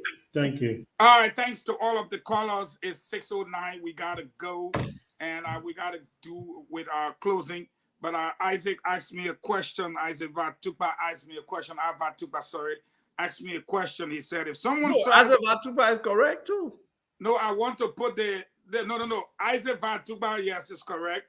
I just want to make sure Ava, is good because it's short.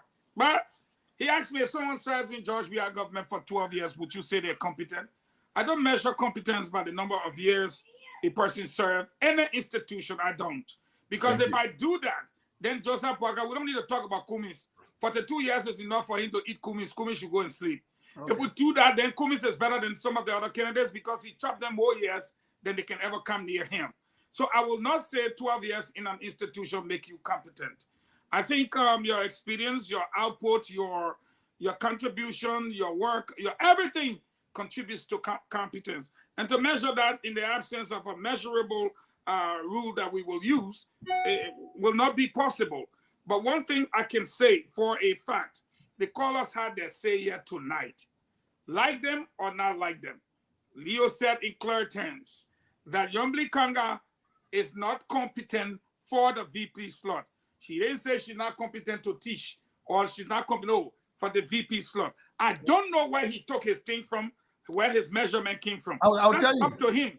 I'll tell you. But at the end of the day, many of the callers who made the call made Leo understand that. That's not true. It was very balanced. We were right here. But go ahead. Wait a minute.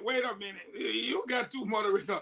Many of the callers who call, the majority of them told Leo that no, you can't do that. That is a bias against her. And they made mention to specific her service 2 terms. A woman serving 2 terms in the Liberian Senate, you cannot measure her competence and say that, oh, she's not competent to be vice president. Well, you talking on both sides of your mouth. Yeah, you're talking both sides at the same time. So let me finish. 2 terms that I'm not competent. I'm not closing. But 2 terms. Isaac. But 2 terms. But 2 terms be her competent? No, that's the people, not me. Okay, fine. The people say you cannot say that. So the argument has been on. But for the benefit of those of you in Radio Land, TV, internet, wherever you are, we have had a discussion. The Liberian people have made their contribution. We have a team of panelists. We'll go back now to what the thoughts are of these people sitting here. I'd like to welcome Al Hussein Fadiga to the show. And I'm sure Hussein Fadiga came to close the show. Yeah, he came to close. I mean, the two Juicy, I couldn't let it pass. The two Juicy. The making though, you show that his video gets played, so we can hear Eugene. The thing gone viral already. The thing gone viral already. Almost 8,000. I think almost 10,000 now. No, that only the one you see, the one that's circulating in other places. Eugene Fagon. When Eugene Fagon doing his show alone at 8,000, you say thing gone viral, but you say 8,000. Same day before yesterday, being playing different one. But that's what you're like, yeah, man. Man, you play the team. That's what you're like, yeah. Who there? You got a video? Now that people were about to close, you've heard the Liberian people. They gave their opinions. You're entitled to yours. Let's be clear here. You are entitled to your opinion. They are entitled to their opinion. It's 50-50. So at the end of the day, let's do our closing based on what we've heard from the people. I'd like for you to take that into consideration. I will begin with James. I'll let you go first. And here is it. You are starting at 6:13. You got 3 minutes. You can just bring all your own thing, putting again, just bring random thing. We don't know where it you know who this is from? Who is it from? Let me see. It's from. Don't check it down. Put it Put it up by all. Let's read it now. It's from Chairman Molu. But how is this surprising? PUP is already part of the coalition.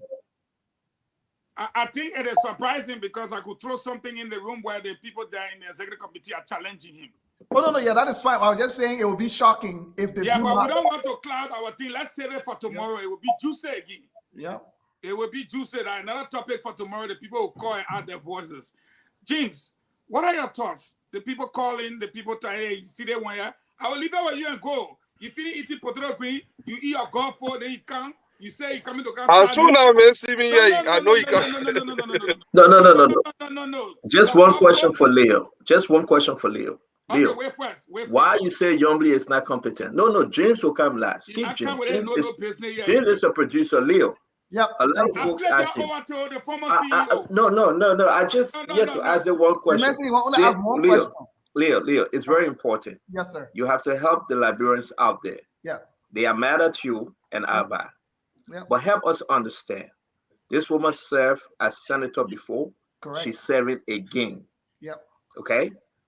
If you're a senator, today, according to the Liberian standard, you are somewhat competent to be president. You who made that statement? No. Let me finish. Please. Finish. It is important to note, since you were chosen, you were elected by your people to serve and represent them on one of the only two positions in that county. For 9 years. You are for 9 years. She's now going for her second term, as per the Liberian standard. But let the Liberian people hear from you, Leo. Correct. Okay. Why you say Senator Yombli Kanga Lawrence is not competent to be VP? Thank you. Thank you very much. So first of all, let me make it clear. The definition of the term competence, can you please pull it off for me, good day? I've been asking you, please.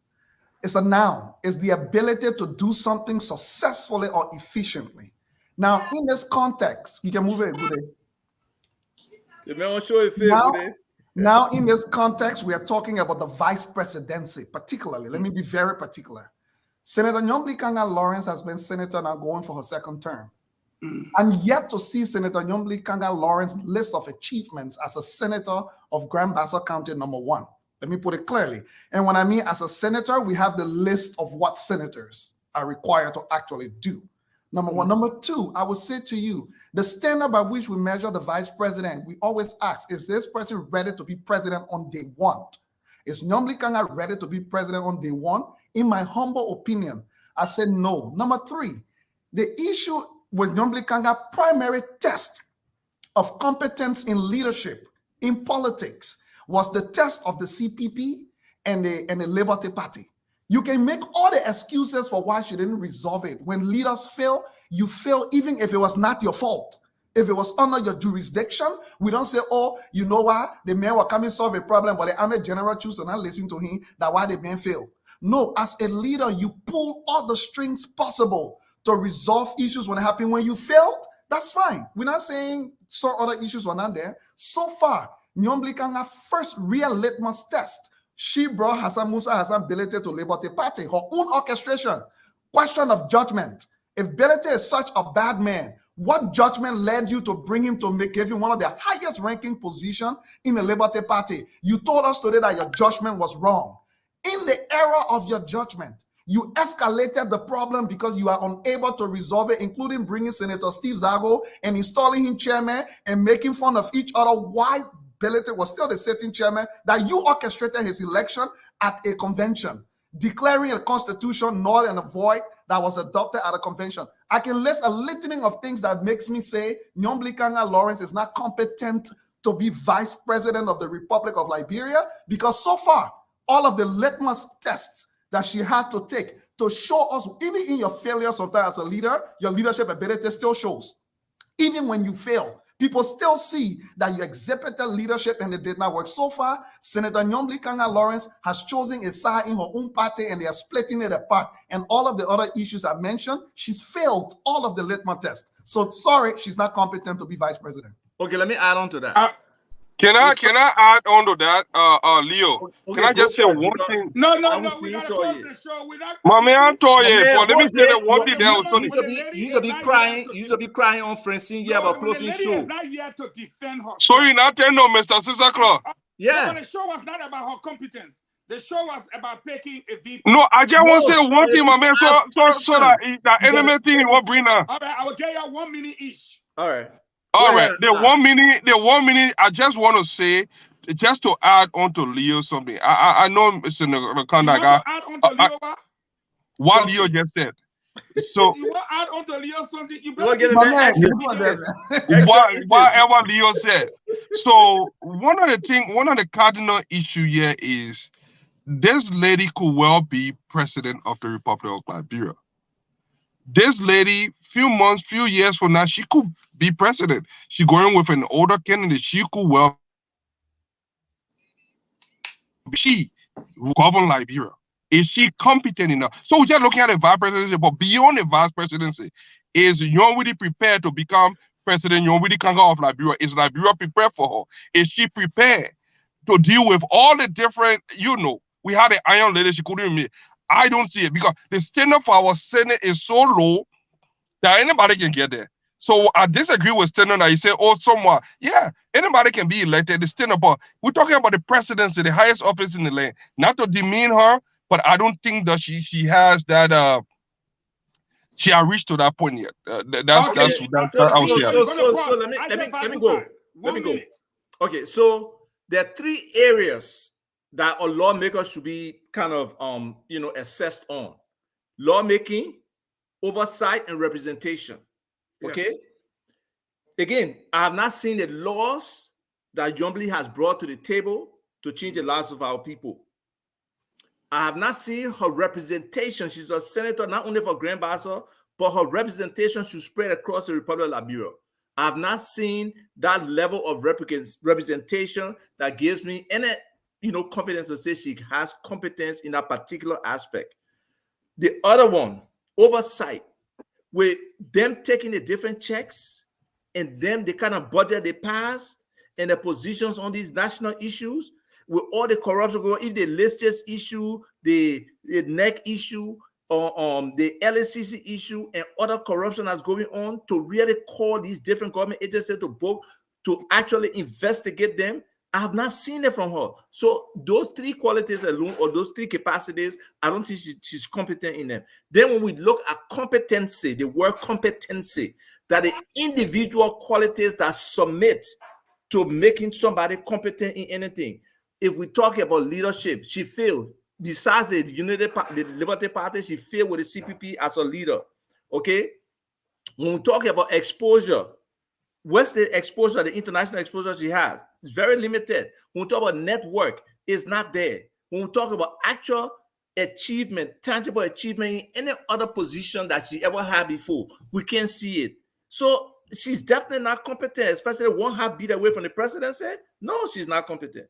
Okay, wait a minute. Before I bring in Stanton, there's a guy who said I should tell all of you here preaching that Alexander Cummings' competence is only limited to America. When it comes to Liberia, he's not competent. He has demonstrated no competence. Yes. Yeah. Now what the guy said about I can speak to that. You want somebody to speak to that? You want us to speak to that? I gotta be respectful. You want us to answer to that? No, don't answer because Stanton got to come in. Yeah, right. No problem. Let's just be. I don't want to say Coca-Cola.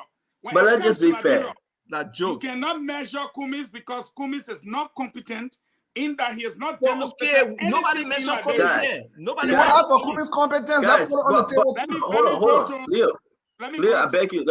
Let me ask another question here. It's very important. No. You said your question. No, I beg you. No, listen, because I think I think you guys. I think you. I don't know what I wanted to ask for Dick. I don't know where he going at, but I think you guys missing the point.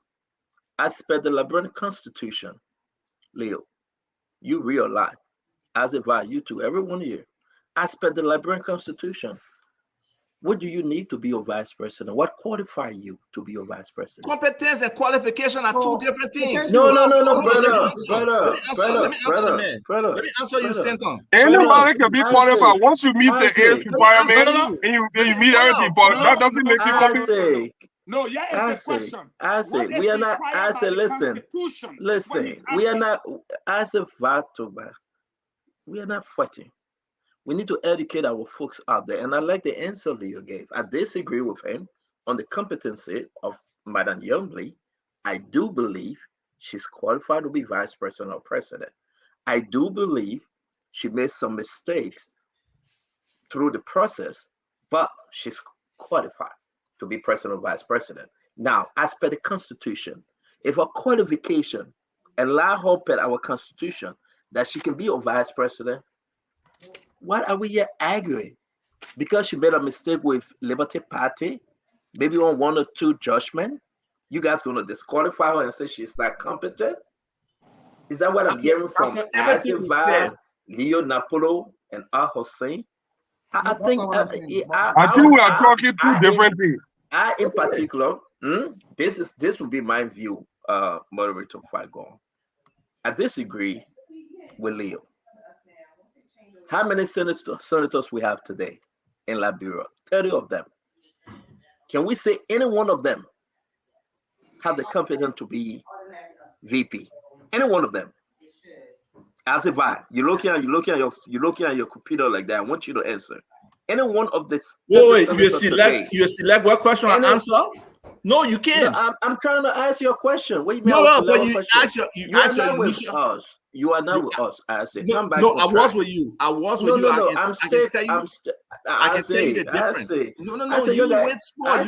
I say you got problem. I'm not done yet, though. I'm asking you all these questions. Okay, you will have your chance to answer. Okay. But you know what, moderator? Let me take my question from Asiva. Let me bring my question back to Leo. I think Leo make a better sense than Asiva in this context. I didn't even say anything here. You talk about sense. Your question. When you see fear, when somebody running from something, you can understand. You're running from me because you know I will put hole in that thing you're saying. Stand on. Because let me ask you my second. Let me ask you my second question. Let me ask you my second question.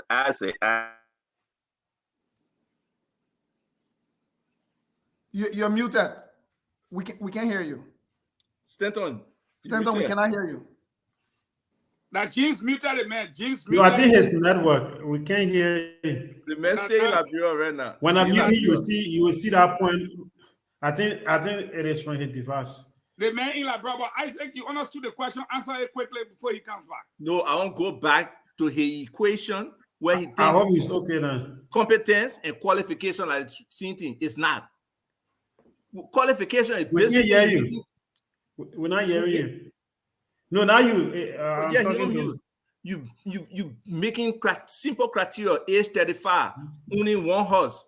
You know, how does that come with competence? Competence. But you get a great possible to ask why you talking. Abba, let me answer the question that Stanton was actually speaking. So here is the problem. Here is the problem. No, let Leo go. I'll go after Leo. Yeah, the problem in Liberia, we've misused these words. And we've misled our people many times for our selfish gains. We would take things and twist it around only because we want to get political gains. Nobody here insulting Senator Nyombi Kanga Lawrence. No, that's not the case. Very astute. We're talking about her competence. She's a very astute woman in many different ways. For the vice presidency of the Republic of Liberia, competence is measured in your litany of litmus tests that you've passed and achieved. Senator Nyombi Kanga Lawrence have been put on a multiple. Not once. Give me one that she passed with flying colors. And someone asked about Charlene Bromsky. Let me tell you today. Charlene Bromsky has not only ran a successful firm. When this crisis engulfed Ava, we saw the position that Charlene took. Charlene was put on a hot seat at one point with everybody jostling for her Hossa. Senator Kanga Lawrence wanted Hossa, or Musa Belete wanted Hossa. What did Charlene say? Charlene clearly said, taking anybody's side will destroy this party. We need Senator Lawrence and Musa Belete. She said, I'm not. But don't you think that's a clever way to run away? Let me finish. No. You got a problem. Let me land. She demonstrated leadership. Let me land. She demonstrated leadership by providing a voice in the middle that can bring people together. Yeah, but we don't hear you, so you have to restart. Let me finish. She demonstrated leadership, and let me tell you why. You need to start stretching your arm, man. Nobody's scared of that arm. Let me tell you why. Whenever there is a crisis somewhere, the first thing they will tell you, de-escalate, look for cool heads. That's the first thing that they will tell you. Senator Kanga Lawrence ratcheted the rhetorics by setting up her own Liberty Party, bringing Steve Zago, forming her own setup. Musa Belete also ratcheted it, by going on his side to setting up his own. They both went at each other. When Charlene was being looked up to as the daughter of Councillor Charles Bromsky, she did what Councillor Bromsky would have done. What did she do? She stood up and called Belete and Senator Kanga Lawrence. She said, both of you have been wrong for taking this party down the drain. And she said it clear, I am not an official of the party. So as a partisan of the party, I will put up a call because I don't have the constitutional right to go ahead and just take decisions because I actually want to. That is the example of what, and today we can see it. That is the example of what leadership is. But she was not in leadership, so why are you ascribing that to her? You don't have to be in leadership. Doesn't mean you have to have the title. You don't have to. This is a party that was funded by her dad. Her dad. I mean, come on, man. You run away from solving the problem? She did not run away. She did not run away. She provided solution multiple times. She even offered recommendations directly that will solve the problem. Nobody listened to her. Recommendation is not solution. You hear me? Yes. Recommendation is not solution. So what is recommendation? What was the solution? What is recommendation if it's not solution? Recommendation is a set of ideas you put forward To solve the problem. To solve the problem. Oh man, usually one play war games again with us. You put forth a set of recommendations to solve the problem. Eugene ready to play war games again, man. Now you bring Charlie here, you get But no let me- solution. I rest my case. I've made my point.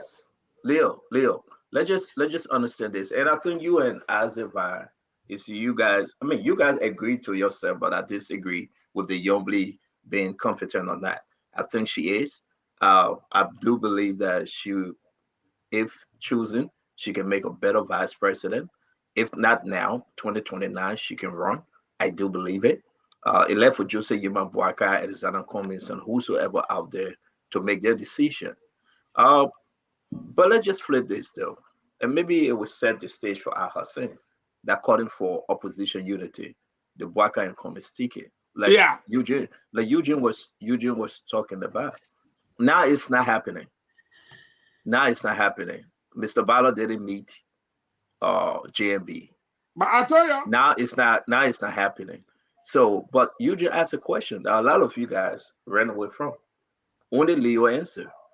Who could make a better VP to Mr. Cummins? Because if it is true, we answer. Let me finish. I say no, but you gave me a false statement, my man. What can I think now? We answer. I was very clear. But I say you gonna have your turn. Okay. We're not fussing, brother. If you answer, maybe I didn't hear you. Maybe I didn't hear you answer. Exactly. So you can correct me. But what I'm saying is that let's just go back to this, Mr. Cummins and his VP. Al Hassan not sleeping. He's in the chat room 4:32 in the morning, still praying and crying to God. Seriously, he is. He is in the chat room. Okay, you can ask anybody in our chat room. Leo knows that. There will be no Jose Yima Buaka and Mr. Cummins ticket. There will be none. Okay, plain. Everybody say, you know what? We will support each other in the second round. If there is in the second round, there will be no Jose Yima Buaka and Mr. Cummins ticket. So everybody on their own way. Even today I was privileged to hear from somebody very important from both camps. They passed that level. They are now talking about opposition unity supporting each other in the second round. That's the discussion they are having right now.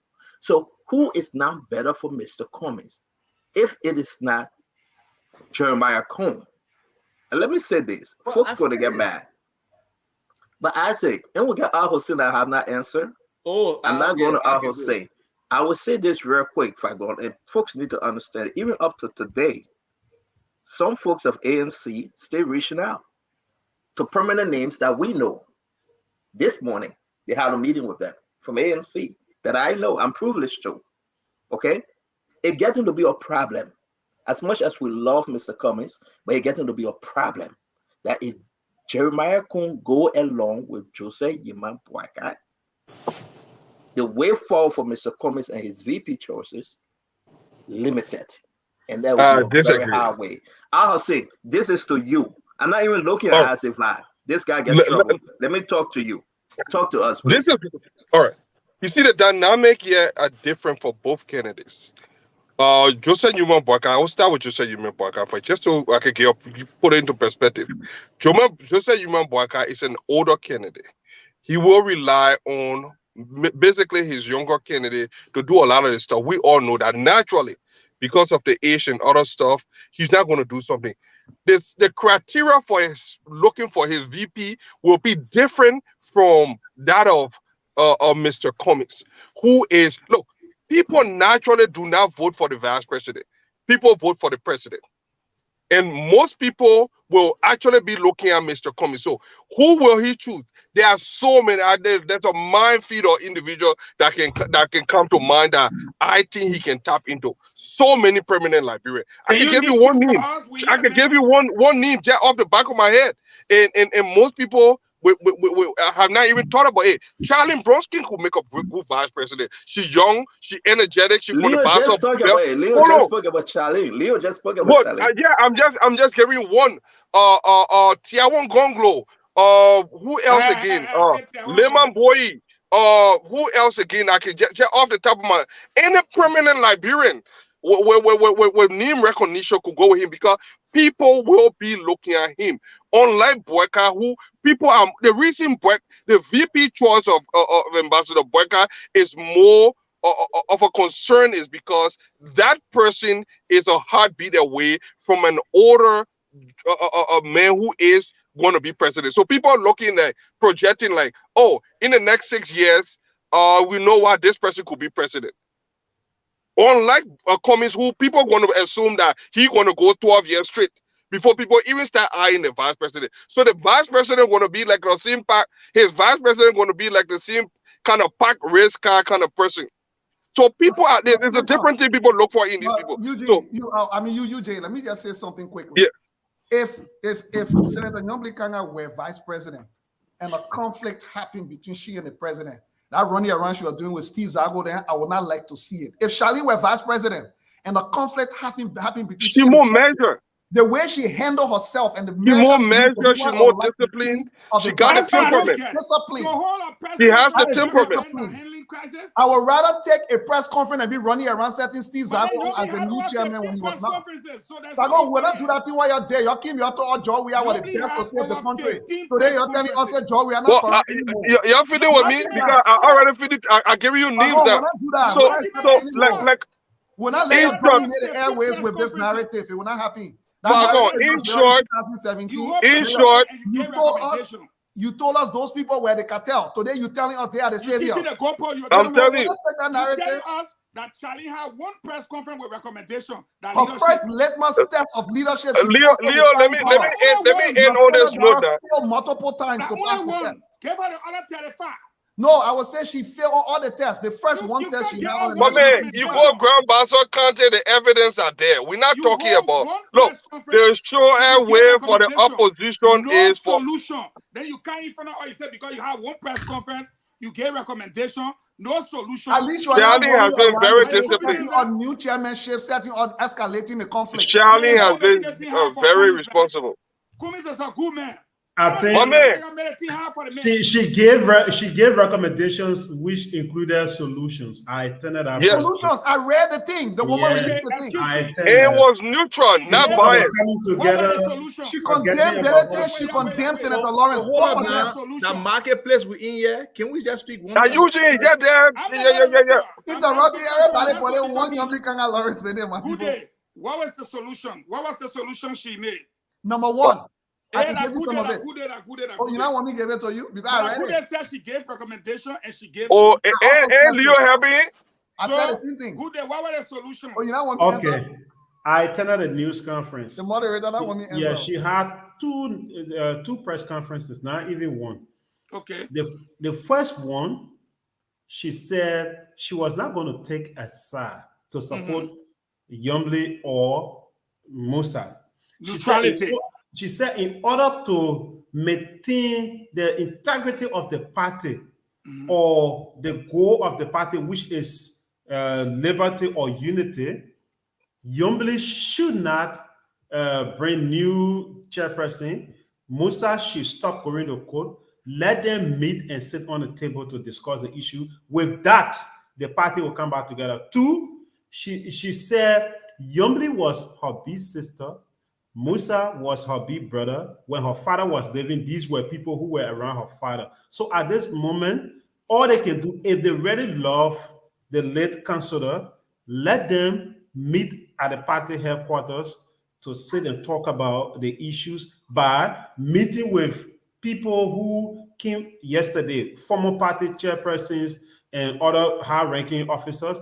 They should come together and talk to these people so the dispute can settle. Her entire press conference was about bringing them together, finding a solution. And I asked the man for the solution. The man can't give me the two recommendations. You want me to tell you the solution? I mean, recommendation, not solution.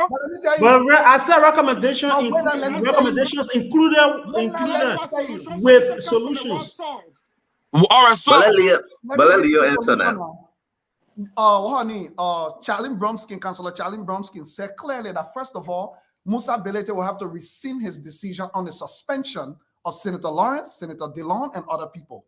She also said as the first step that needs to happen, that was one solution right away, because that was what even escalated this problem. Number two, She said both Senator Kanga Lawrence and Darius DeLong have erred in with the way they've handled this. And as a result, at that press conference, she brought some prominent originators of the Liberty Party, people who both sides were talking to, and proposed for a meeting between both sides on which they were going to come up with a resolution in the absence of all of the progenitors of the problem, to proffer a solution. And she doesn't have absolute power. So she can only make recommendations. And that will be her solution. Fadiga, let me finish now. Fagon, but you can't let people finish. When you talk, solution is something you achieve. Fagon, that's true. Solution is not something you achieve. Fagon, solution is not something you achieve. That's a fault. Did she solve the problem? Solution is not something that solves the problem. Recommendation is not the same as solution. Let me talk now. When you recommend, she's all to be there. She's all to grab that town and tell her to do it. Yo, make it simple. Say the she's all to be there. Say the recommended solution is. No, don't even go far, Ava. Let me tell you, man. Solution is anything that has the potential of resolving a problem. They coming. Okay, Fagon, I know you want to distract today. You know what? Get down to the bottom of the issue. Indian people closer from Utah, Nevada. Man, Ava, I will shout out here because man really want to distract. No, a solution is not an achievement that from you the saw. beginning of this show. Good day. Please show Fagon video before we go back to anything. Please show that video. When they show Fagon video, I bring Kumi's own. No problem. Who care? Who care? Yeah, well, bring it on your own crowd. Bring it. I get it. Bring it. Why you trying to hire a video? Bring the man video, man. No, man, video not nothing. I'm not running for nothing. Kumi's running. But James, you do your closing now. Okay, so let me hold up before you go on. I'm hungry. There's opposition unity. There's a unity of purpose. Unity does not mean being on one ticket, my people. We have been saying this thing for the longest time because two individuals feel they are competent to run for president. They have started the infrastructure work. They started the organizational work. They started the financial work. They have their different camps. Two people want to be president. Let's respect those ambitions. Let's respect those camps. Now, there are so many other things that as opposition we can collaborate on. If people have been listening to me from the beginning, all this nonsense that going on with lists, that going on with the census, the BVR, all of these things will not be happening because opposition will be united on the purpose to ensure free and fair elections, to ensure fair competition. So there's still room for the opposition to, even after the first round, be able to be on the same page and be able to discuss a government or inclusion. No one party in Liberia has all the personnel and resources to run this country effectively. It's not real. So we need each other. But that does not mean we cannot compete. So competition is great. Let Joseph Boyka appoint his vice president. Mr. Cummings appoints his vice president, and they compete. If people look, nobody votes for vice president, so nobody can tell me say coming a vice president Joseph Boyka, I want to vote for the ticket. No, you vote for the president. Okay, so let's move away from this unified ticket because it's not even realistic. If the two people can go in one room and meet and have that discussion, fine. That's up to them. Somebody will say, okay, I withdraw my desire to be, and I will work with Mr. Boyka. I would withdraw my desire. I will work with Mr. Cummings. That's up to them. Let them go in the room and decide. The man run away.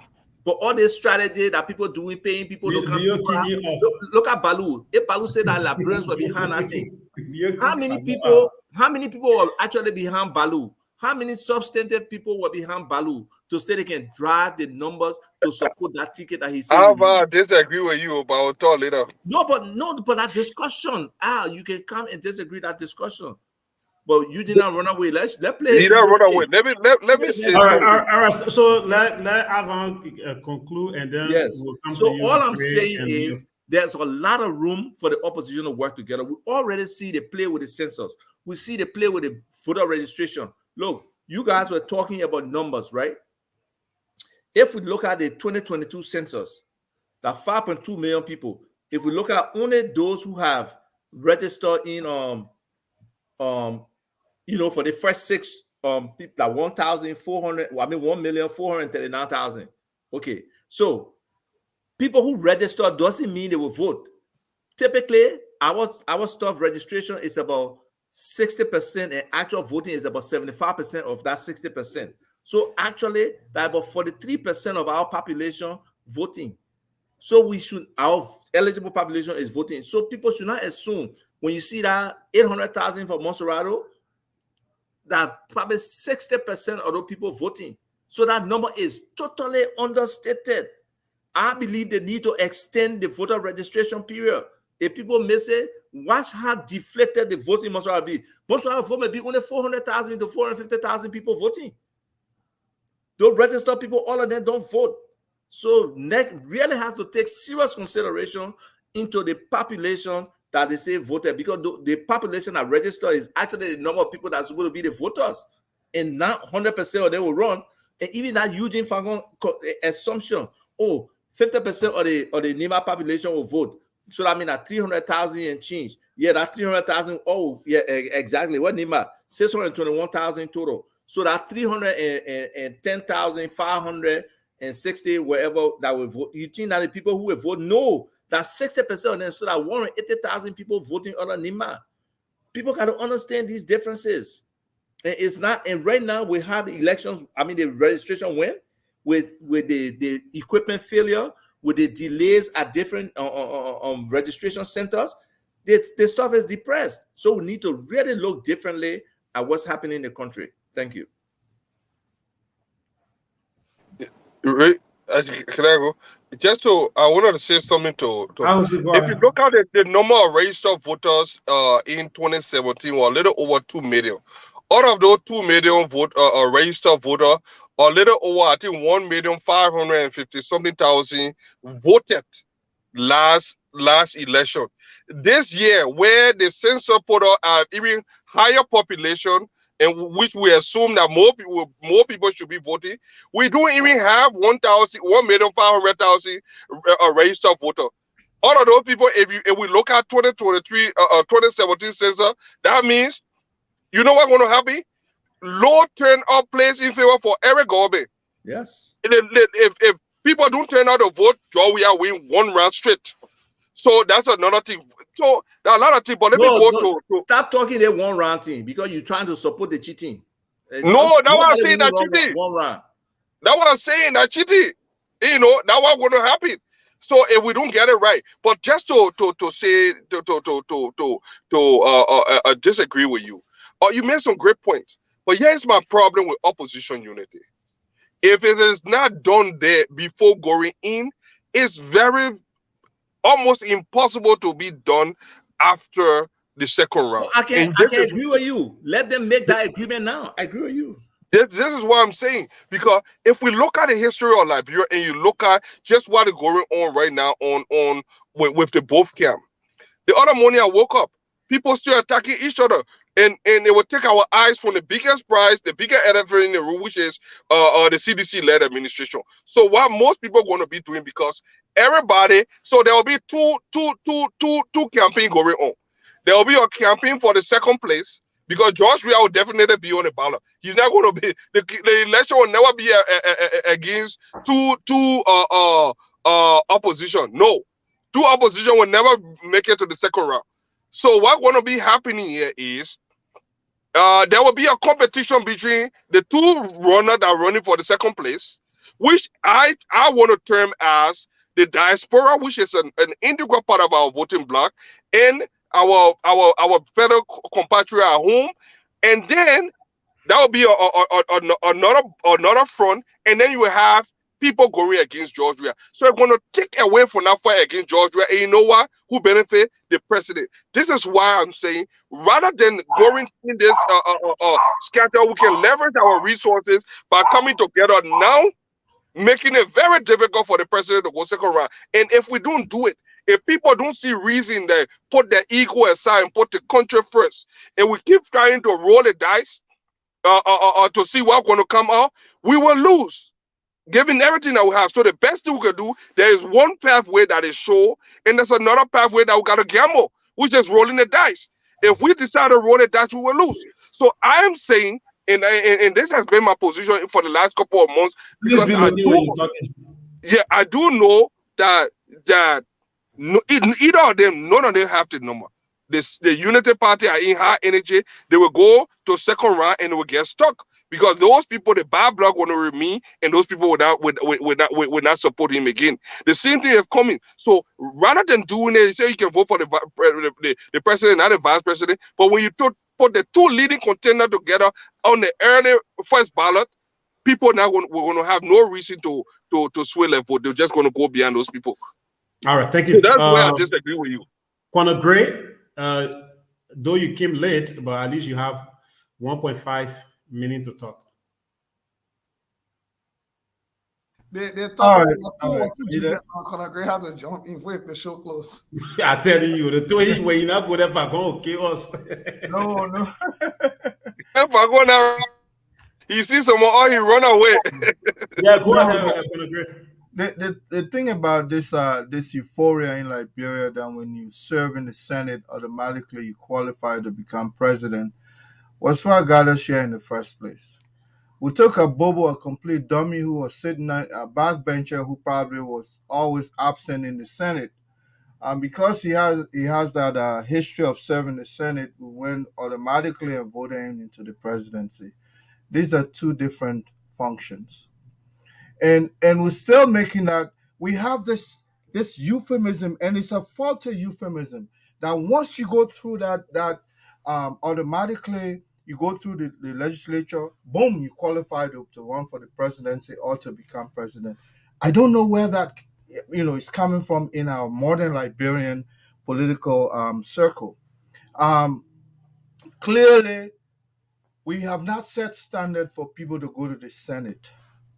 This is not like you going for a competent job among human resource personnel sitting down and then they interview you, they meet the litmus and all the other tests. And then they say, yes, boom, you qualify.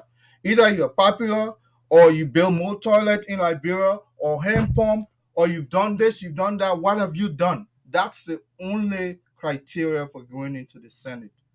But I tell you what, Liberians should get away from this idea that if you want to run for the presidency, go first in the Senate.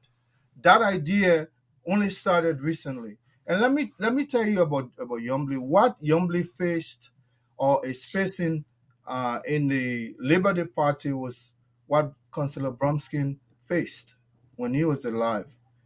Those same two people, um, Senator Conger, Lawrence, and Senator Dillon. They stood up against that guy in, I want to say, Lofa County when they had the primary there. But that guy handled that stuff to the extent where he even left leadership in the hands of Yombly. That she's parading today like she was elected or she was born for it. That's Abba Kanga's personal property that her inheritance. She's entitled to it. I'm saying this because she was never elected in that position. She was serving an appointed position. The time is long gone.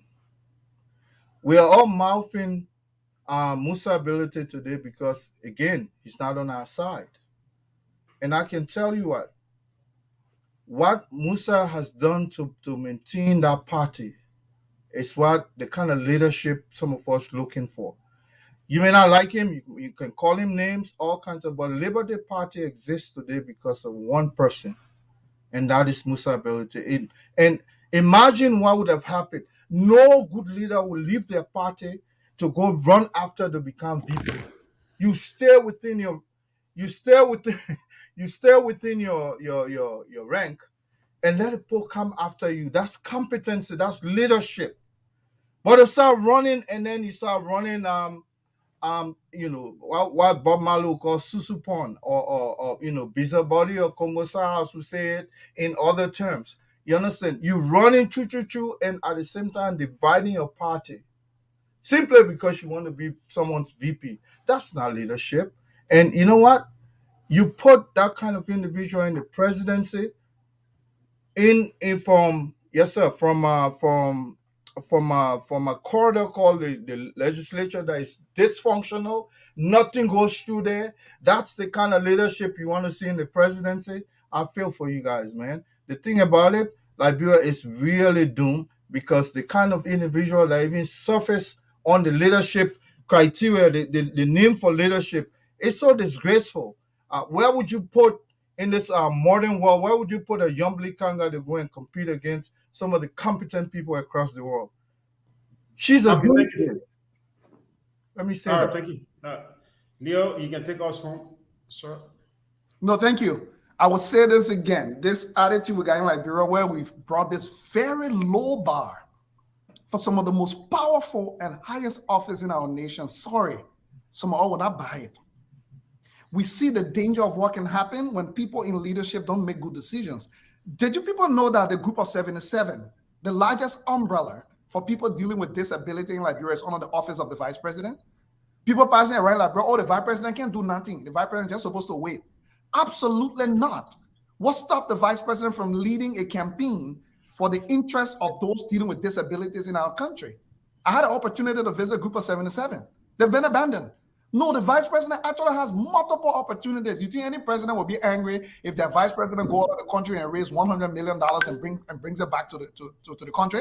You think any president would be angry that my vice president were able to help raise $100 million? So I am sorry. The bar that we have to set, the vice president is the closest person that has the president's ears. When the president is leaving a country, that the reason why we can have vice president and president leaving the country, they're scared to give it to the vice president and we're looking for somebody else to actually be in charge. We can't do that. We need two competent people in those two offices because it actually just increases the opportunity for productivity. If the vice president to the president is somebody who, when the president is tapped out, can pick up the phone and say, Mr. Vice President or Madam Vice President, I need you to go to this place, without even worrying. If we had a vice president today that look at the issue that going in Liberia with garbage collection and say, Mr. President, I'm going to lead a global effort to see if we can rally the type of resources we need to bring sanitation to this country because it's going crazy. While you're dealing with the politics and every day, let me give you some hand here. No, everybody sit down and say, oh, the vice president will also sit down and wait till the president say move. The president can raise their own budget, then they will tell you move. So I'm sorry. The people that we want, that we trust, the people that we support, we need to hold them to the highest standard. Because when they pass the litmus test, when they get into leadership, imagine these people having the armed forces, the national police at their disposal. And they may plow in the government and they're fighting amongst themselves. Is that what we want? So no disrespect to Senator Kanga Lawrence. I'm pretty sure there are other things she does well. Those of you who know her well, I don't know her very well. But I am sorry. They failed the litmus test of leadership at that level. Senator Kanga Lawrence is not a helpless person. She's very powerful. She's a sitting senator for a very powerful county. And all the time they come to us and cry to all of the poor people, they're helpless, they don't know what to do, they're confused. Where are the reports that have been filed to the embassies, to our foreign partners? Where are the reports that have been produced to say, here is the economic situation of the country? Where are the reports that have been produced to say, here is the plight of children going to school in grammar? Like, where are those? That's how we measure competency, to show that even when you're not in the position, you can demonstrate that you do have the ability to make it happen. So this is no disrespect to Senator Nyombi Kanga Lawrence. I'm just saying she's not competent. The last thing I will close on is this. When we're in Liberia, when people talk about leadership, please don't confuse it for being around long enough. Being around long enough does not equate to leadership. Just because you are present and you've been around. The same thing happened with the progressives. And Bwema Family said it right. He said they were, advocating and, agitating and all of that stuff. But one thing they forgot, they were not prepared for prime time. When the coup happened, the first group of people that Samuel Doe called were the progressives, according to Bwema Family's testimony. He literally sat them down because he didn't know where to go, where to even begin. You know what Bacchus said famous? That soya man or to let soya man take over.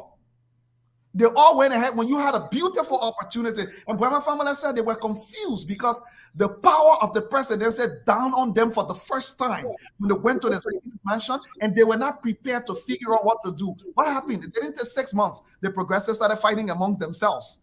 So who on what side, who versus what side? Since that conflict, we have not recovered. We are yet to recover with a clear direction for where this country should go. So I am sorry. Competence is a key thing, and the only way we can judge your competence is from your previous record, from what you've done. I don't know Charlie very well, but the one time I seen her giving a prime time opportunity to demonstrate, she passed her with flying colors, in my opinion. Good day. Let me ask you. You remember that legislative report card that you put out? Yep. What were your But the only grade was just grade for talking. The grade was only grade for being present and talking. There was no grade for accomplishments. She got what? She got A. Yeah, that means she goes all of the time and she talks all of the time because that was the only criteria set. They say who were present, who participated in the discussion.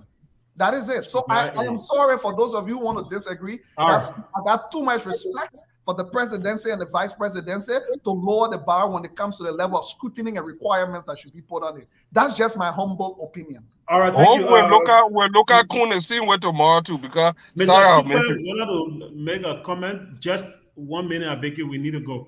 Thank you, guys. Mr. Tuga, go ahead. You are muted, sir. Yes. Okay. So I appreciate the show, but I think sometimes we get away from the substance. I think facilitating and moderating, when you just getting your feelings, then it disappears. You should be able to have the debates. You know, it's an easy thing to, when somebody debate is not substantive, to just expose it. You know, his whole thing about this senator thing will prevail. That whole senator thing, when you look at the numbers, it's completely nonsense. Some of these senators, you think they own their county? Senators own their county? Tell me one senator. You saw how Yombly struggled to get elected? Some people even felt that Besson got won. So we can't, this assumption that, oh, this senator, false hypothesis that he has, is not going to survive any smell test at all. So he needs to shift away from that. The next thing is, we really need to look at this whole opposition unity in a different perspective. People are entitled to pursue their ambition. You cannot deny that. They had this opportunity since last year, before this trial, to really come together as one and get a leader right in there. They refused that opportunity. The trial happened. After that, nobody was willing to issue an apology or to reconcile. Then the last minute, you just expect people to come together. Do people know how organizations integrate? Do they know what it takes for that? For the greater good of the country, looking at the bigger picture. For greater group, you have a leadership group that are not together. And people saying, oh, like even you are giving an example, Bagani or young VP. You think the people in the president office will let vice president run country? Nowhere. So that means we should prepare to have George we are re-elected. Nowhere in the world, but thank you. I appreciate the opportunity. We got to we can save the bottom of We'll save it for tomorrow. Thank you. Good day. Your myth are going to go. Forgot how to run. Good day. You gave me 1 minute for coming late. And I wanted to really debunk that myth about that Nimba County there. Just save it tomorrow. Nimba County tomorrow. Yeah, that Nimba County myth.